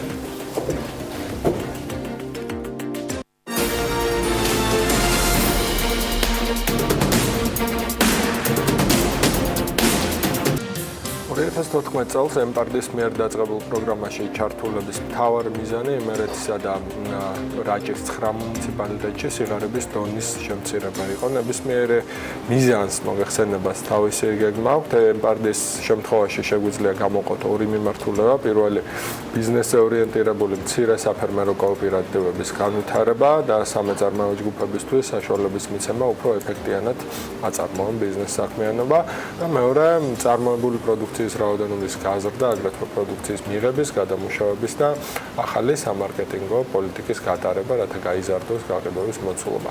როგორ დაიწყო პროგრამა და როგორია მისი მონაგარი, ამაზე საუბრით გავხსნათ თემას სტუმრებთან ერთად. ჩვენ სტუმრები გახლავთ გია ჩუბინიძე, კოოპერატივის მეღვინეობა საზანო ხელმძღვანელი და მეორე სტუმარი კი სოფო ბუტკარაძე, ემპარდის პროექტის კოორდინატორი და ამ კითხვით პირდაპირ მოგიბრუნდებით. როგორ დაიწყო პროგრამა და რა ეტაპზე ვართ ახლა? მოგესალმებით ტელემაყურებელს. დიახ, როგორც თქვენ ახსენეთ, პროექტი მცირე ფერმერთა კოოპერაცია და პროდუქტიულობის ზრდა იმერეთსა და რაჭაში დაფინანსდა ევროპის სამეზობლო პროგრამა ემპარდის ფარგლებში და ასევე მას მხარი დაუჭირა ჩეხეთის განვითარების სააგენტომ. პროექტი მიმართული იყო სოფლის მეურნეობის განვითარებაზე ფერმერთა კოოპერაციის გზით. მას ჩეხური საერთაშორისო ჰუმანიტარული ორგანიზაცია People in Need ახორციელებდა 2014-2017 წლებში და სამიზნე მუნიციპალიტეტები იყო იმერეთისა და რაჭის რეგიონის 9 მუნიციპალიტეტი. ზოგადად ემპარდის პროგრამის პირველი ფაზა მნიშვნელოვანი იყო და მნიშვნელოვანი როლი ითამაშა სოფლის მეურნეობის სხვადასხვა დარგების განვითარებაში, ასე ვთქვათ, გამოცოცხლებაში. ძირითადად ამ პროექტის ფარგლებში საშუალება მიეცათ მცირე ფერმერთა ჯგუფებს და სოფლის მეწარმეებს განეხორციელებინათ და სტიმული მისცა ამ პროგრამამ გაეუმჯობესებინა სასოფლო-სამეურნეო საქმიანობები საქართველოში. სანამ კონკრეტულ შედეგებზე გადავალთ, ამ 4 წლის შედეგებზე ალბათ კიდევ უფრო მეტი საუბარი შეიძლება, ვიდრე ეს საწყის ეტაპზე იყო. სანამ ასევე გვექნება კონკრეტულ შემთხვევაში ბატონ გიასთან გასაუბრების შესაძლებლობა, რომელიც კონკრეტულ მაგალითს მოყვება, მაინტერესებს როგორ ირჩეოდა ბენეფიციარები, ვინც ამ პროექტში ჩაერთვებოდნენ, რა პრიორიტეტების მიხედვით ხდებოდა შერჩევა და ძირითადად ახლანდელი გადმოსახედიდან რა საჭიროებები არსებობდა ამ კონკრეტულად 9 რეგიონში, სადაც ემპარტის დახმარებით მოხდა უკვე გაფართოება და განვითარება. დიახ, მოგახსენებთ ჩვენ დასაწყისშივე მნიშვნელოვანი აქცენტი გავაკეთეთ იმ საინფორმაციო კამპანიებზე, რომელიც ჩატარდა ჩვენ სამიზნე მუნიციპალიტეტებში. კერძოდ ჩვენ გვინდოდა მაქსიმალურად ემპარტის პროგრამის შესახებ მაქსიმალური ინფორმაცია მიეღოს სოფლად არსებულ ფერმერებს, ფერმერთა ჯგუფებს და იქ საქმიან გლეხებს. ამიტომ პროექტის ფარგლებში ჩვენ ამ 9 მუნიციპალიტეტში დაახლოებით 160-მდე საინფორმაციო შეხვედრა ჩავატარეთ თემებში, სოფლებში და სწორედ ამ საინფორმაციო შეხვედრების შედეგი არის, რომ დაინტერესდნენ ადამიანები, იფიქრეს ის თუ როგორ შეიძლებოდა ერთობლივი საქმიანი. ახალი მიმართულებები გაჩნდა ისეთ სოფლის მეურნეობის სფეროებზე, რომლებითაც მაშინ არ იყვნენ ასე აქტიურად დაინტერესებული და დასაქმებული. მათ შეძლეს ერთობლივად ჩართულიყვნენ იმ ღირებულებათა ჯაჭვში, როგორიც არის პირველადი პროდუქციის წარმოება, შემდეგ მისი გადამუშავება და ასე ერთობლივად ახალ ბაზარზე შესვლა. აქედან გამომდინარე ამ საინფორმაციო შეხვედრების პარალელურად ჩვენ ვატარებდით ინტენსიურ ექსპერტულ სემინარებს და ტრენინგებს, სადაც თითქმის 500-მდე ფერმერულმა ჯგუფმა მიიღო მონაწილეობა და ამის შემდეგ უკვე ეტაპობრივად სანამ საგრანტო კონკურსამდე მივიდოდნენ, საგრანტო კონკურსების შედეგად შემდეგ გამოვლინდა გამარჯვებული ევროპის პროგრამის მიერ მხარდაჭერილი 32 კოოპერატივი, რომელიც სხვადასხვა დარგის მიმართულებით წავიდნენ და განვითარდნენ. შედეგები არის ამ ტექნოლოგიური განახლების მარკეტინგული, ასე ვთქვათ, აქტივობების შედეგია, გამოიხატება უფრო უხმოსავლიანობა სიტყვაზე, ანუ უფრო ძვირად პროდუქციის გაყიდვაში. დიახ, ყოველივე ეს იქიდან გამომდინარე ევროპის სამეზობლო პროგრამის ფარგლებში ჩვენს მიერ ჩამოყალიბებულმა აწ უკვე არსებულმა კოოპერატივებმა მიიღეს ის ტექნიკური აღჭურვილობა, რომელიც თანამედროვე არის და პასუხობს იმ სტანდარტებს, რითაც შეიძლება ექსპორტზე გავიხედოთ ეკონომიით, გაიზარდა ხარისხი და ამასთანავე გაზარდეს მათ რაოდენობა, შესაბამისად ბაზარზედაც უფრო სტაბილური მიმწოდებლები გახდნენ. ეკონომია აძლევს საშუალებას უფრო იაფად შესთავაზონ ბაზარს. დიახ, და ის ტექნიკური აქტივები ზუსტად პასუხობს იმ სტანდარტებს, რომელიც ვთქვათ ევროპის ბაზრის მოთხოვნებია. ბატონ გიასთან მინდა გადავიდე კითხვით, თქვენ პირადი გამოცდილება რომ მოყვეთ კოოპერატივამდე და კოოპერატივის შემდეგ, რა კონტრასტს გცნობთ უშუალოდ ვთქვათ ბენეფიციარის დონეზე და რა რეკომენდაციებს გასცემდით სხვა წვრილი მეურნეობების მიმართ? მოგესალმებით. პირველ რიგში მინდა გითხრათ, რომ ალბათ მე რომ ამ სფეროში თანამშრომლობ და ამ ბიზნესში ჩავერთე, ეს არის ზუსტად ამ პროგრამის დამსახურება. მე შეიძლება სხვა სფეროში ყოფილიყავი და სხვა სფეროში მეძია ჩემი თავის რეალიზება, მაგრამ დღეს მე ვაკეთებ იმ საქმეს, რაც ძალიან მიყვარს, რაც ჩემი ისტორიული წარსულიდანაც მოდის, ჩემი ფესვებიდან და მიხარია რომ ამ საქმეს ვაკეთებ. ეს სწორედ ამის შესაძლებლობა მოგცა ამ პროგრამამ. და ეს პროგრამა იყო ზუსტად იმპარტი. იყო გადამწყვეტი, რამაც გიბიძგა და დაგანახათ, რომ რეალურად შემოსავლიანი შეიძლება ყოფილიყო თქვენი მუშაობა და ყოფილიყო ამ დროს თქვენთვის საინტერესო პარალელურად. მოგახსენებთ, რომ მე თვითონ ვარ სოფელი საზანოდან, საზანო არის ზორვეთის მეზობელი სოფელი, ზორვეთის ქუჩაზე მდებარეობს ეს თქვენი ტელევიზიაც და აი სპეციალურად და ამიტომაც უნდა გვესტუმროთ და უნდა იცნობდეთ ზორვეთსაც, საზანოსაც, თანაც წინა საახალწლო დღეებია და ეხლა ჩანტლაძის მახსენდებოდა რომ მოდიოდი ზესტაფონის სოფლებია საზანო და ზორვეთი ერთხელ ღამით ნაძვისხესთან მივიტანე კონვერტიო და ბევრისთვის ნაცნობია, მაგრამ უფრო მეტისთვის უცნობია. ეს გვაქვს ეს ტერიტორია ჩვენ იმერეთი განსაკუთრებით და არის ისეთი რეგიონები, ანუ მიკროზონები, სადაც ასე ვთქვათ მარგალიტივითაა რა. ამას უნდა კიდევ უფრო ხელი შეწყობა, კიდევ უფრო რეკლამირება და აი მე როგორც საზანოს მცხოვრები ჩვენ ისტორიულად მოვდივართ რომ ჩუბინიძე ვარ გვარად და ჩემი დიდი ბაბუა ნანუა ივანე ჩუბინიძე ეს იყო მემარნე რომელიც მეფისათვის ამზადებდა ღვინოს და სულ ქონდა ისტორიული ფესვებიდან მუდმივად იწარმოებოდა ჩვენ ოჯახებში ღვინო ქვევში, ბიზნესის კუთხით ამას არ მიდგომივართ და ზუსტად კი უყურებდით და თქვათ ჩემ მეგობრებთან ერთად გინდოდა რომ რაღაც ბიზნესის სახე მიგვეცა. ძალიან გულუწყდებოდა რომ 90-იან წლებში ის საუკეთესო სავენახი ადგილები მთლიანად გაიჩეხა ვენახი და ვაზი ფაქტიურად აღარ არსებობს. მაგრამ ამის შესაძლებლობა ჩვენი არც ფინანსური, არც თქვათ ის ძირითადი საშუალებების არ ქონდა და აი პროგრამამ, რასაც NPARD ქვია, კონკრეტულად ჩვენ რაიონში ამას ანხორციელებდა People in Need, ჩეხური ორგანიზაცია. ამ საინფორმაციო შეხვედრებით გავიგეთ, რომ ამის შესაძლებლობა გვექნებოდა თუკი კონკურსში გავიმარჯვებდით, დავწერეთ ბიზნეს გეგმა და მოვიკავეთ ის გრანტი. და გადმოგვეცა ის 2014-ში. 14-ში ერთ-ერთი პირველი ბატონი გივი არის იმ პირველი ეტაპის კოოპერატივები, რომელიც ჩვენ პირველი საგრანტო კონკურსიდან, პირველი რაუნდიდან ესე დავარქვით, გამოვავლინეთ პირველ ეტაპზე, ანუ 2014 წელში დაიწყო პროექტი და უკვე 2015 წელში 9 კოოპერატივი იქნა გამარჯვებული იმერეთისა და რაჭის 9 მუნიციპალიტეტიდან. ისინი სხვადასხვა დარგები არის მეღვინეობა, მევენახეობა, მეფუტკრეობა, სასათბურე მეურნეობა. სწორედ ამ პირველი ეტაპის კოოპერატივებიდან, იმიტომ რომ შედარების საშუალებას გვაძლევს 3 წელი გავიდა, მინდა გითხრათ, რომ იმ წევრებმა, საწყისმა წევრებმა, თქვა 2015 წელში შეფასება გავაკეთეთ, თუ მათი შემოსავლები წევრების საერთო რაოდენობის 79%-ს ჰქონდა გაზრდილი, უკვე დღის გადასახედიდან გაიზარდა 83%-მდე. ეს იმის მაჩვენებელი კონკრეტული რიცხვები, რომელიც შედეგს აჩვენებს.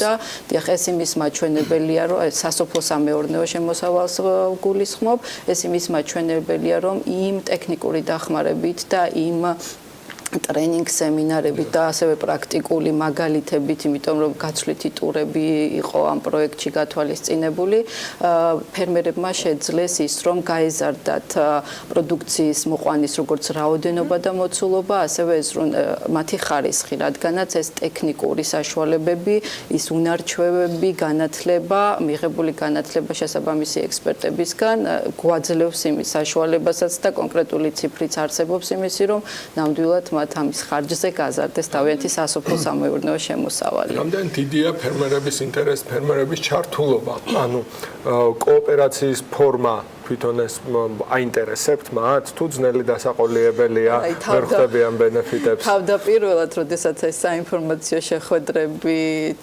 ჩავატარეთ, იყო ეს, რომ როდესაც პირველად კოოპერატივი გაიგეს ამ დაბრუნდნენ კოლმეურნეობასთან, მაგრამ ვინც წამოგვყვა და ესენი საკმაოდ ბევრია, მე აღვნიშნე, რომ 500-ზე მეტი ფერმერულმა ჯგუფმა მიიღო მონაწილეობა აი ამ პროცესში, ვინც წამოყვა დაინახა, რომ თუ ერთობლივი წარმოებით შეიძლება ისედ შედეგზე გახვიდე და დაინახოს ბაზარმა და შეისხორცოს, როგორც იტყვიან, შენი პროდუქცია ნამდვილი კარგი ხარისხი. ყველაზე მეტად რა საჭიროებები არსებობდა ტექნიკის დახმარება ერთია, მეორე არის საინფორმაციო მხარდაჭერა, რომელიც ამ თანამედროვე ინფორმაციებს აწვდის, მათ შორის სოფლის მეურნეობასაც აუცილებლად ჭირდება ასეთ. ყველაზე მეტად თქვენ რისი საჭიროება გქონდა? ეს იყო თანხა, ტექნიკა, ინფორმაცია, რომელიც ამ შემთხვევაში მიიღეთ, თუ რა იყო? ეს იყო ძირითადად ტექნიკა და ინფორმაცია, რომ ცოდნა. ჩვენი ძირითადი პრობლემა არის ცოდნა და თანამედროვე ტექნოლოგიები. ანუ ამ პროგრამის საშუალებით ჩვენ მოგვეცა შესაძლებლობა, რომ თვალითაც რო არ ენახათ, თქვა იმ დროს ადამიანებს, იგივე დღეს შეიძლება მარტივი რამე, მაგრამ კლერტგამცლელი დანადგარი, რომელიც კლერტს აცლის ყურძენს და ამუშავებს. ეს არის როცა გვინდა რომ უმაღლესი ხარისხის ღვინო მივიღოთ. იყო მარტივი რაღაცა, მაგრამ რეფლექტომეტრი, უბრალო რაღაც რეფლექტომეტრი, ესეც სოფელში არ არის ცნობილი. ანუ ეს ზუსტად ზომავს შაქრიანობას და ყურძენი რომ მოიკრიფოს, ანუ კრეფის ვადა დაზუსტეს, რა დროს, ანუ აღრომისთვის გინდა. ხდება რა თქმა უნდა, არის მრავალი ისეთი, ანუ იმ 70-იან წლებში 70-ან 80-ან წლებში ამ საბჭოთა პერიოდში იცით რომ ძირითადად ღვინის წარმოება იყო მთელი მრეწველობა იყო რაოდენობაზე გათვლილი. იყო ძირითადად რუსეთის ბაზარზე, გეგმის შესრულებაზე და ხარისხზე არ იყო დამოკიდებული. ჯიშების გავღარიბდით. რა თქმა უნდა, ჯიშების თვალსაზრისითაც გავღარიბდით და ზუსტად ამ პროგრამამ მოგცა იმის შესაძლებლობა რომ ეს ცოდნა, რაც ნატურალურ ღვინოს, ბიოღვინოს წარმოება სჭირდება და რაც მართლა ჩვენი კოზირია და ჩვენი საქართველოს კოზირია სოფლიო ბაზარზე, საერთაშორისო ბაზარზე და ასევე ადგილობრივი ბაზრისთვის ეს მოგცა შესაძლებლობა ზუსტად იმ ცოდნამ და იმ თანამედროვე ტექნოლოგია დანადგარება. შეჯამებისკენ დავწავდით სამომავლო გეგმებზე მინდა გკითხოთ ეს ორი რეგიონი ამ გადმოსახედით და საკმაოდ საინტერესო შედეგს იძლევა კონკრეტული რიცხვები აღფრთოვანების შესაძლებლობასაც ნამდვილად როგორი იქნება მისი გაგრძელება და განვითარება? დიახ, ჩვენ ჩეხურმა საერთაშორისო ორგანიზაციამ People in Need ეს პროექტი ამით დაასრულა. მე ვერ გეტყვით მომავალში ჩვენი ორგანიზაციიდან როგორი პროექტები იქნება, მაგრამ ვიცით რომ სოფლის მეურნეობა არის პრიორიტეტი სახელმწიფოსათვის და სახელმწიფო აგრძელებს დახმარებას, კერძოდ სოფლის მეურნეობის განვითარების სააგენტო და ასევე სოფლის მეურნეობის სამინისტროს აქვს გარკვეული პროექტები, რომ გააძლიეროს ისევ კოოპერატივები, მაგრამ ის რომ ჩვენ დღესდღეობით იმერეთისა და რაჭის-ცხრა მუნიციპალიტეტში გვაქვს 32 ევროკავშირის მიერ მხარდაჭერილი კოოპერატივი, რომელსაც დღეს 430 ადამიანი წევრი აერთიანებს და ეს მზარდია, იზრდება და უნდა გითხრათ რომ ამის 33%-ს ამ წევრებისაში ადგენენ ქალები და ესეც მისასალმებელია. მაძლევს იმის თქმის საშუალებას, რომ ეს ფერმერული ჯგუფები შევიდნენ ახალი სიტყვით, ახალი იდეით და გარდაიქმნენ როგორც ბიზნეს ერთეულად. წარმატების მაგალითსაც იძლევა და მოტივაცია სხვა ფერმერებისთვის არა რაჭის და იმერეთის რეგიონიდან. რა თქმა უნდა, ზოგადად ენპარდის პროგრამა მთელ საქართველოში განხორციელდა და სხვა რეგიონებში გვყავს ჩვენ კოოპერატივები, ჩვენ უბრალოდ ჩვენი სამიზნე არის იყო ეს იმერეთისა და რაჭა, ამიტომ მასე ვამახვილებთ ყურადღებას. მიუხედავად ამისა, არის დიდი პრობლემები, ის რომ საქართველოში კოოპერაციამ ახლა აიდგა ფეხი, აუცილებლად საჭიროებს შემდგომ მხარდაჭერას, როგორც ტექნიკურს, ფინანსურს და ასევე განათლების მიღების კუთხით. ვიმედოვნებთ, რომ ევროკავშირი ენპარდ 3-შიც გააგრძელებს კოოპერაციის კომპონენტზე. უკვე ახალ პროექტთან დაკავშირებით და ვიმედოვნებთ, რომ ჩვენც ჩართულები ვიქნებით. დიდი მადლობა გია ჩუბინიძეს, კოოპერატივის მეღვინეობა საზანოს ხელმძღვანელს და სოფო ფუტკარაძეს ენპარდის პროექტის კოორდინატორს მასპინძლობით საქმიან თბილისში წარმატებებს გისურვებთ ცალკე ბიზნესში და პროექტების განხორციელებაში დარწმუნებულობ კიდევ ბევრი საინტერესო ამბავი იქნება. დაკმაყოფილოთ და ზოგადად და საზანოს მოსანახულება. დიდი მადლობა შევეცდებით ყველანაირად. ახლა უკვე საზანოდან ვინაცვლებთ საქართველოს ფარგლებს გარეთ და სამედიცინო ტურიზმს, ხოთაშორის ამ თემას ინოზამბახიძე ნაწილობრივ გააგრძელებს კიდეც. შემოსავლები ლატვიაში 10%-ით არის გაზრდილი სამედიცინო ტურიზმიდან. ქვეყანაში სამედიცინო ტურიზმის ინდუსტრიას მაქსიმალურად ავითარებენ და ამაზე კერძო და სახელმწიფო სექტორი ერთობლივად ზრუნავს. ლატვიის ჯანდაცვის სექტორის გასაცნობად თათია ჩაფიჩაძე რიგაში იმყოფება, ის ახლა პირდაპირ ეთერში შემოგვიერთდება. თათია, მოგესალმებით, რა ამბები გაქვთ ჩვენთვის? დილამშვიდობისა, მივესალმები ჩვენს მაყურებელს. დიახ, იაპონიისა და თურქეთის შემდეგ ამ წუთებში საქმიანი დილის გადამღები ჯგუფი იმყოფება ლატვიის დედაქალაქ რიგაში, ზედა ჩვენ საშუალება გვაქვს მოვინახულოთ ქვეყნის უმსხვილესი სამედიცინო დაწესებულებები და გავეცნოთ მკურნალობის პროცედურებს. ამ დროისთვის ჩვენ უკვე გვქონდა საშუალება რამდენიმე კლინიკას გავცნობოდით და ნანახიდან გამომდინარე, თამამად შემიძლია გითხრათ, რომ აქ მკურნალობა ხდება საკმაოდ ინოვაციური და მაღალკვალიფიციური მეთოდების გამოყენებით, თუმცა უფრო ვრცლად თემაზე საუბარს განვაგრძობთ სამედიცინო ტურიზმის საერთაშორისო ექსპერტთან პაატა რატიანთან, რომელიც ერთგვარი ორგანიზატორია დღევანდელი ჩვენი ვიზიტის. მოგესალმებით კიდევ ერთხელ ბატონო პაატა. იაპონიისა და თურქეთისგან განსხვავებით ლატვია საკმაოდ მცირე მასშტაბების ქვეყანაა და მიუხედავად ამისა საკმაოდ კარგად აქვთ განვითარებული სამედიცინო ტურიზმი. რომ გითხრათ პირველ რიგში ჩვენი ვიზიტის მიზანზე, რა არის ამ ვიზიტის მიზანი და როგორ მოახერხა ქვეყანამ ამ დონეზე განვითარება? მოგესალმებით, მივესალმებით ტელევიზიის დილის მაყურებელს. ლატვიას და საქართველოს ძალიან ბევრი საერთო გაქვთ. პირველ რიგში ვიტყვი იმას, რომ ვიმყოფებით გეოგრაფიულად ბალტიისპირეთის ცენტრალურ ქვეყანაში და ლატვიის დედაქალაქი რიგაც არის გეოგრაფიული ცენტრი ამ რეგიონის. 2010 წლიდან ლატვიამ გადაწყვიტა, რომ სამედიცინო ტურიზმი და სამედიცინო მომსახურებები შეეყვანა საექსპორტო სერვისების ნუსხაში და შესაბამისად ავითარებს ამ ინდუსტრიას. არსებობს ეკონომიკის სამინისტროში ეგრეთ წოდებული წოდებული ინვესტიციების და განვითარების სააგენტო, რომელიც რეგულარულად აფინანსებს, ახორციელებს ღონისძიებებს იმისათვის, რომ ლატვია როგორც რეგიონული ცენტრი სამეცნიერო ტურიზმის ჩამოყალიბდეს. ამ მხრივ აქვთ წარმატებები, თქვენ ეს ნახეთ, მე გეტყვით მოკლედ მონაცემს 2017 ამ წლის მონაცემებით აქ არსებულ სამეცნიერო ტურიზმის კლასტერს, რომელიც აერთიანებს რამოდენიმე კერძო კლინიკას, აქვს 10%-იანი ზრდა შემოსავლების და ეს სწორედ უცხოელი პაციენტების ხარჯზე ხორციელდება. მომავალ წლებში შესაბამისად უფრო მეტი ზრდა არის დაგეგმილი.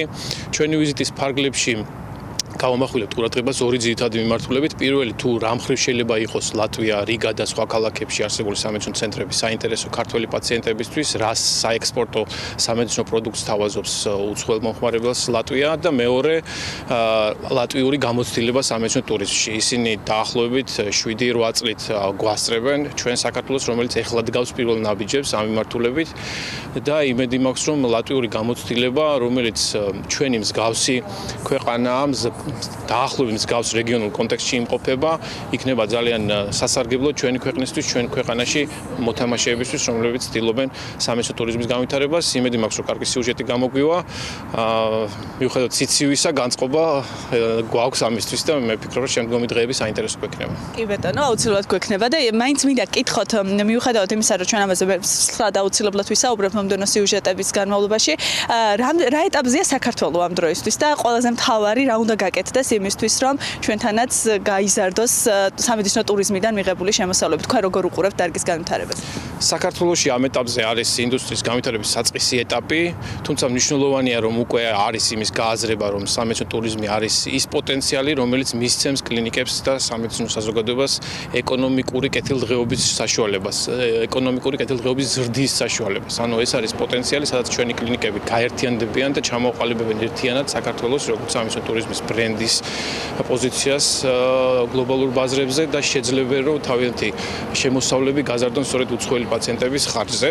ამ შემთხვევაში ისინი იქნებიან ერთმანეთის პარტნიორები გლობალური ბაზრებისთვის და არ იქნებიან მძაფრ კონკურენციაში შიდა ბაზრებისთვის. ძალიან დიდი მადლობა.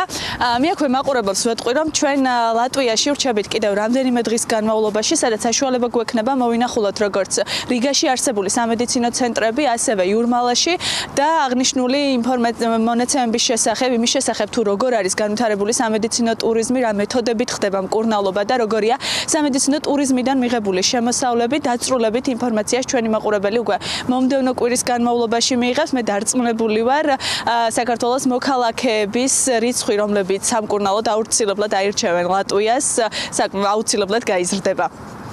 მადლობა თეთია ჩაფიჩაძეს, რიგიდან ველოდებით საინტერესო რეპორტაჟსაც, მალე დაბრუნდება და აუცილებლად იქნება წინა საახალწლო ეთერებში თეთია კიდევ ბევრი საინტერესო თემი და ბევრი საინტერესო სტუმართან ერთად.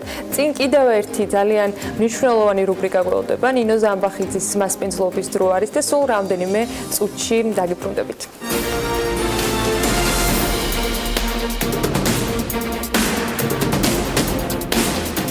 რეკლამის შემდეგ საქმიანი დილის ბოლო ბლოკში ნინო ზამბახიძის დღევანდელი რუბრიკის თემა ქალების გაძლიერების პროექტები იქნება.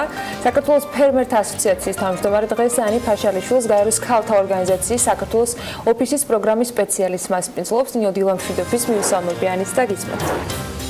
ანა მევესალმები ჩვენს მაყურებელს.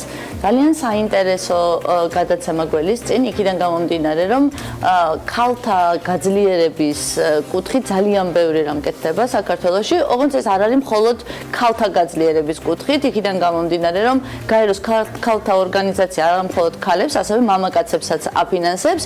უფრო მეტი დეტალების შესახებ მინდა მისი ეს ვთქვათ ორგანიზაციის წარმომადგენელს ანას უმასპინძლო. ანა, ძალიან დიდი მადლობა ჩვენთან ეთერში მობრძანებისთვის. ყოველთვის არის საუბარი იმაზე, რომ როდესაც გამოკვეთილად არის სახელი ქალი, ეს ავტომატურად გამორიცხავს კაცს.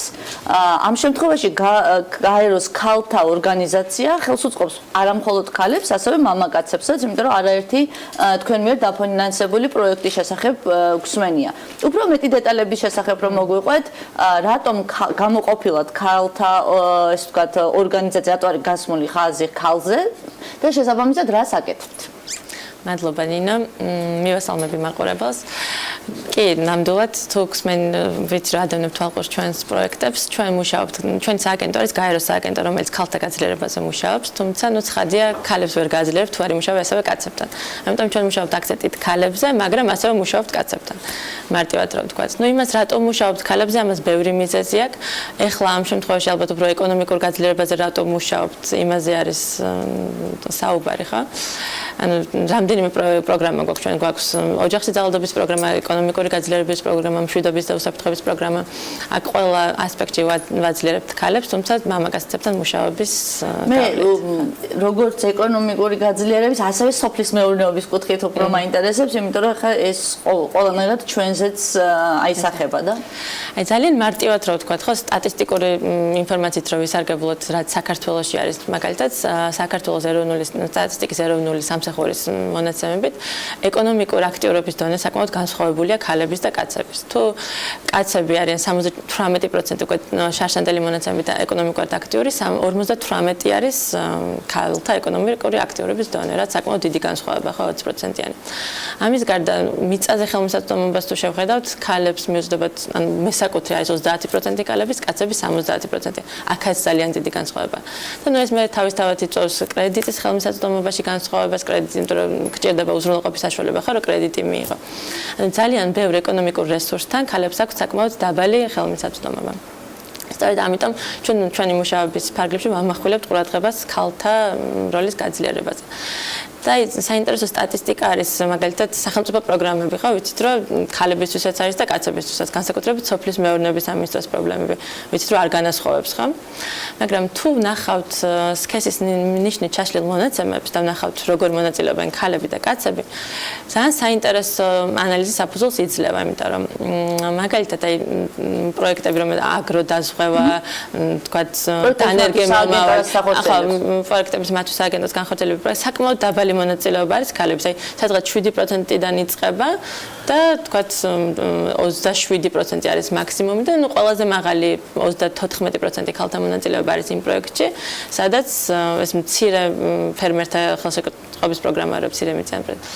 ანუ ის პროგრამები, რომლებიც თქვათ ყველასთვის არის და არანაირი ბარიერი სახელმწიფო არ უქმნის, რომ თქვათ ქალები იყვნენ ჩართული ან კაცები იყვნენ ჩართული, იქ ხედავთ, რომ ქალების მონაწილეობა ძალიან დაბალია და ეს მე მგონი ძალიან საგულისხმო მონაცემია, ხო? ესე იგი რაღაცა ისე არ კეთდება, რომ მოსახლეობის უმრავლესობა 51%. შეიძლება ეს განათლების ფაქტორიც იყოს, შეიძლება ჩვენი კულტურული მემკვიდრეობაც იყოს, იგივე რეგიონებში, როდესაც კაცი არის დომინანტი. ანა, ამიტომ არის მნიშვნელოვანი მათთან ვიმუშაოთ. და ამიტომ ხაზი გასმული ქალებთან კოოპერატივებში ძალიან საინტერესოა, აქაც ხო არ არის ბარიერი, მაგრამ აი 25% კოოპერატივის წევრების არიან მხოლოდ ქალები და ქალის მიერ მართული კოოპერატივი საერთოდ ძალიან დაბალია, სადღაც 100-მდე არის 2100-ზე მეტი კოოპერატივია, სადღაც 100-მდე და ბოლო კვლევა მაჩვენა, რომ კიდევ უფრო დაბალია, რომელიც რეალურად ქალთა მიერ მართულია, სადღაც 60-მდე კოოპერატივი. ყველა კარგი სიტუაცია არ აქვს, ერთი დამამშვიდებელი ის არის, რომ თელ მსოფლიოში ესეთი მდგომარეობა არის, იქიდან გამომდინარე მე არაერთ კონფერენციას ვესწრები განსაკუთრებით ქალების ეკონომიკური გაძლიერების კუთხით და ყველა ჩვენაირად არის, იმიტომ რომ ყველგან დგას დღის წესრიგში ქალების გაძლიერება. რაც შეეხება თქვენ პროექტს, მე ვიცი რომ მცირე გრანტებს გაცემ, საკმაოდ მცირე არის გრანტი. რა შეიძლება ადამიანმა მცირე გრანტით გააკეთო? იმიტომ თქვენ არაერთი ბენეფიციარი ყავთ, მე რეგიონებში შევხედრი ვარ ადამიანებს სმენია, თუ როგორ გაუმართეთ ხელი და მათი ბიზნესი დღეს არის მდგრადი, მაგრამ იყო ძალიან მცირე გრანტი. როგორ ხდება სწორედ გრანტის მართვა და რა ნიშნით არჩევთ და საიდან თქვათ ესეთი მცირე გრანტის ფორმირება? ჩვენ ანუ რამდენიმე პროექტი გვაქვს, ესე ვამბობთ, რომ ჩვენ გვაქვს ეკონომიკური გაძლიერების პროგრამა გაეროს ქალთა ორგანიზაციაში, რომლის აქტიური ფაზა ახლა 2018 წლიდან იწყება. თუმცა ის პროექტი, რომელზეც ჩვენ საუბრობ, მიმდინარეობდა 2016 წლიდან და ეს იყო გაეროს სოფლის მეურნეობისა და სურსათის სააგენტოსთან და დევნილთა სამინისტროსთან ერთად. აქ ჩვენი კომპონენტი ცოტა სხვა იყო, იქ იყო მოსახლეობასთან, ქალებთან განსაკუთრებით მუშაობა, მათი გააქტიურება, სოციალურ მობილიზაციას ვეძახით ჩვენ.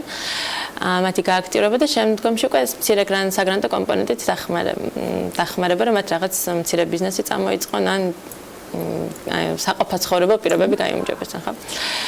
ეს საკმაოდ მცირე გრანტები იყო ნამდვილად გეთანხმები, თან დევნილ პირებს ჰქონდათ თანადაფინანსება 20%-იან თანადაფინანსებაში შემოსულიყვნენ. იცით, მოკლევადიან პერსპექტივაში საკმაოდ გამართლებული ესეთი მცირე გრანტები, იმიტომ რომ მან პირველად საჭიროებებს პასუხობს, ანუ ადამიანს უჩნდება დამატებითი შემოსავალი. გრძელვადიან პერსპექტივაში გაფართოების საშუალება გინდა და მაგრამ რაღაც შემთხვევები იყო, რომ გაამართლა ცხადია და თქვა განავითარა ადამიანმა ბიზნესი და ნუ სხვანაირად მიუდგა, თუმცა ნუ გვაქვს შემთხვევები, როცა ეს ძალიან მცირე დონეზე დარჩა და ამიტომ ეხლა გეგმავთ, რომ აი ესეთ მცირე საგრანტო მიდგომა აღარ გავაგრძელოთ, უფრო ცოტა გავზარდოთ და ახალ პროგრამებს ზუსტად ამიტომ და გეგმავთ თუ არა ახალ პრობლემებს, იმიტომ რომ ჩვენ უკვე უნდა ასე ვთქვათ დავასრულოთ ჩვენი გადაცემა, აი ერთი სიტყვით რო გკითხოთ რა გეგმები გაქვთ, არის თუ არა ასე ვთქვათ ახალი პროექტი თქვენთან ორგანიზაციაში? კი, ორი დიდ პროექტს ვიწყებთ ახლა 2018 წლიდან. ერთი არის შვეიცარიის საელჩოს დაფინანსებით საქართველოში, სომხეთში და აზერბაიჯანში. იქ იქნება სოფლის მეურნეობაზე მუშაობა, როგორც პოლიტიკის ზონეზე, ასევე სამინისტროს და ეროვნულ დონეზე ინსტიტუციების ზონეზე და ხალხთან. და აქ უფრო ანუ ძალიან ქვედა დონეზე ხალხთან ასეთ. და აქ უკვე უფრო დიდი ოდენობის გრანტებზეც იქნება საუბარი და სხვა ტიპის მუშაობაზე და ასევე ვიწყებთ ძალიან საინტერესო პროექტს ეკონომიკურ გაძლიერებაზე ოღონდ კერძო კომპანიებთან მუშაობით.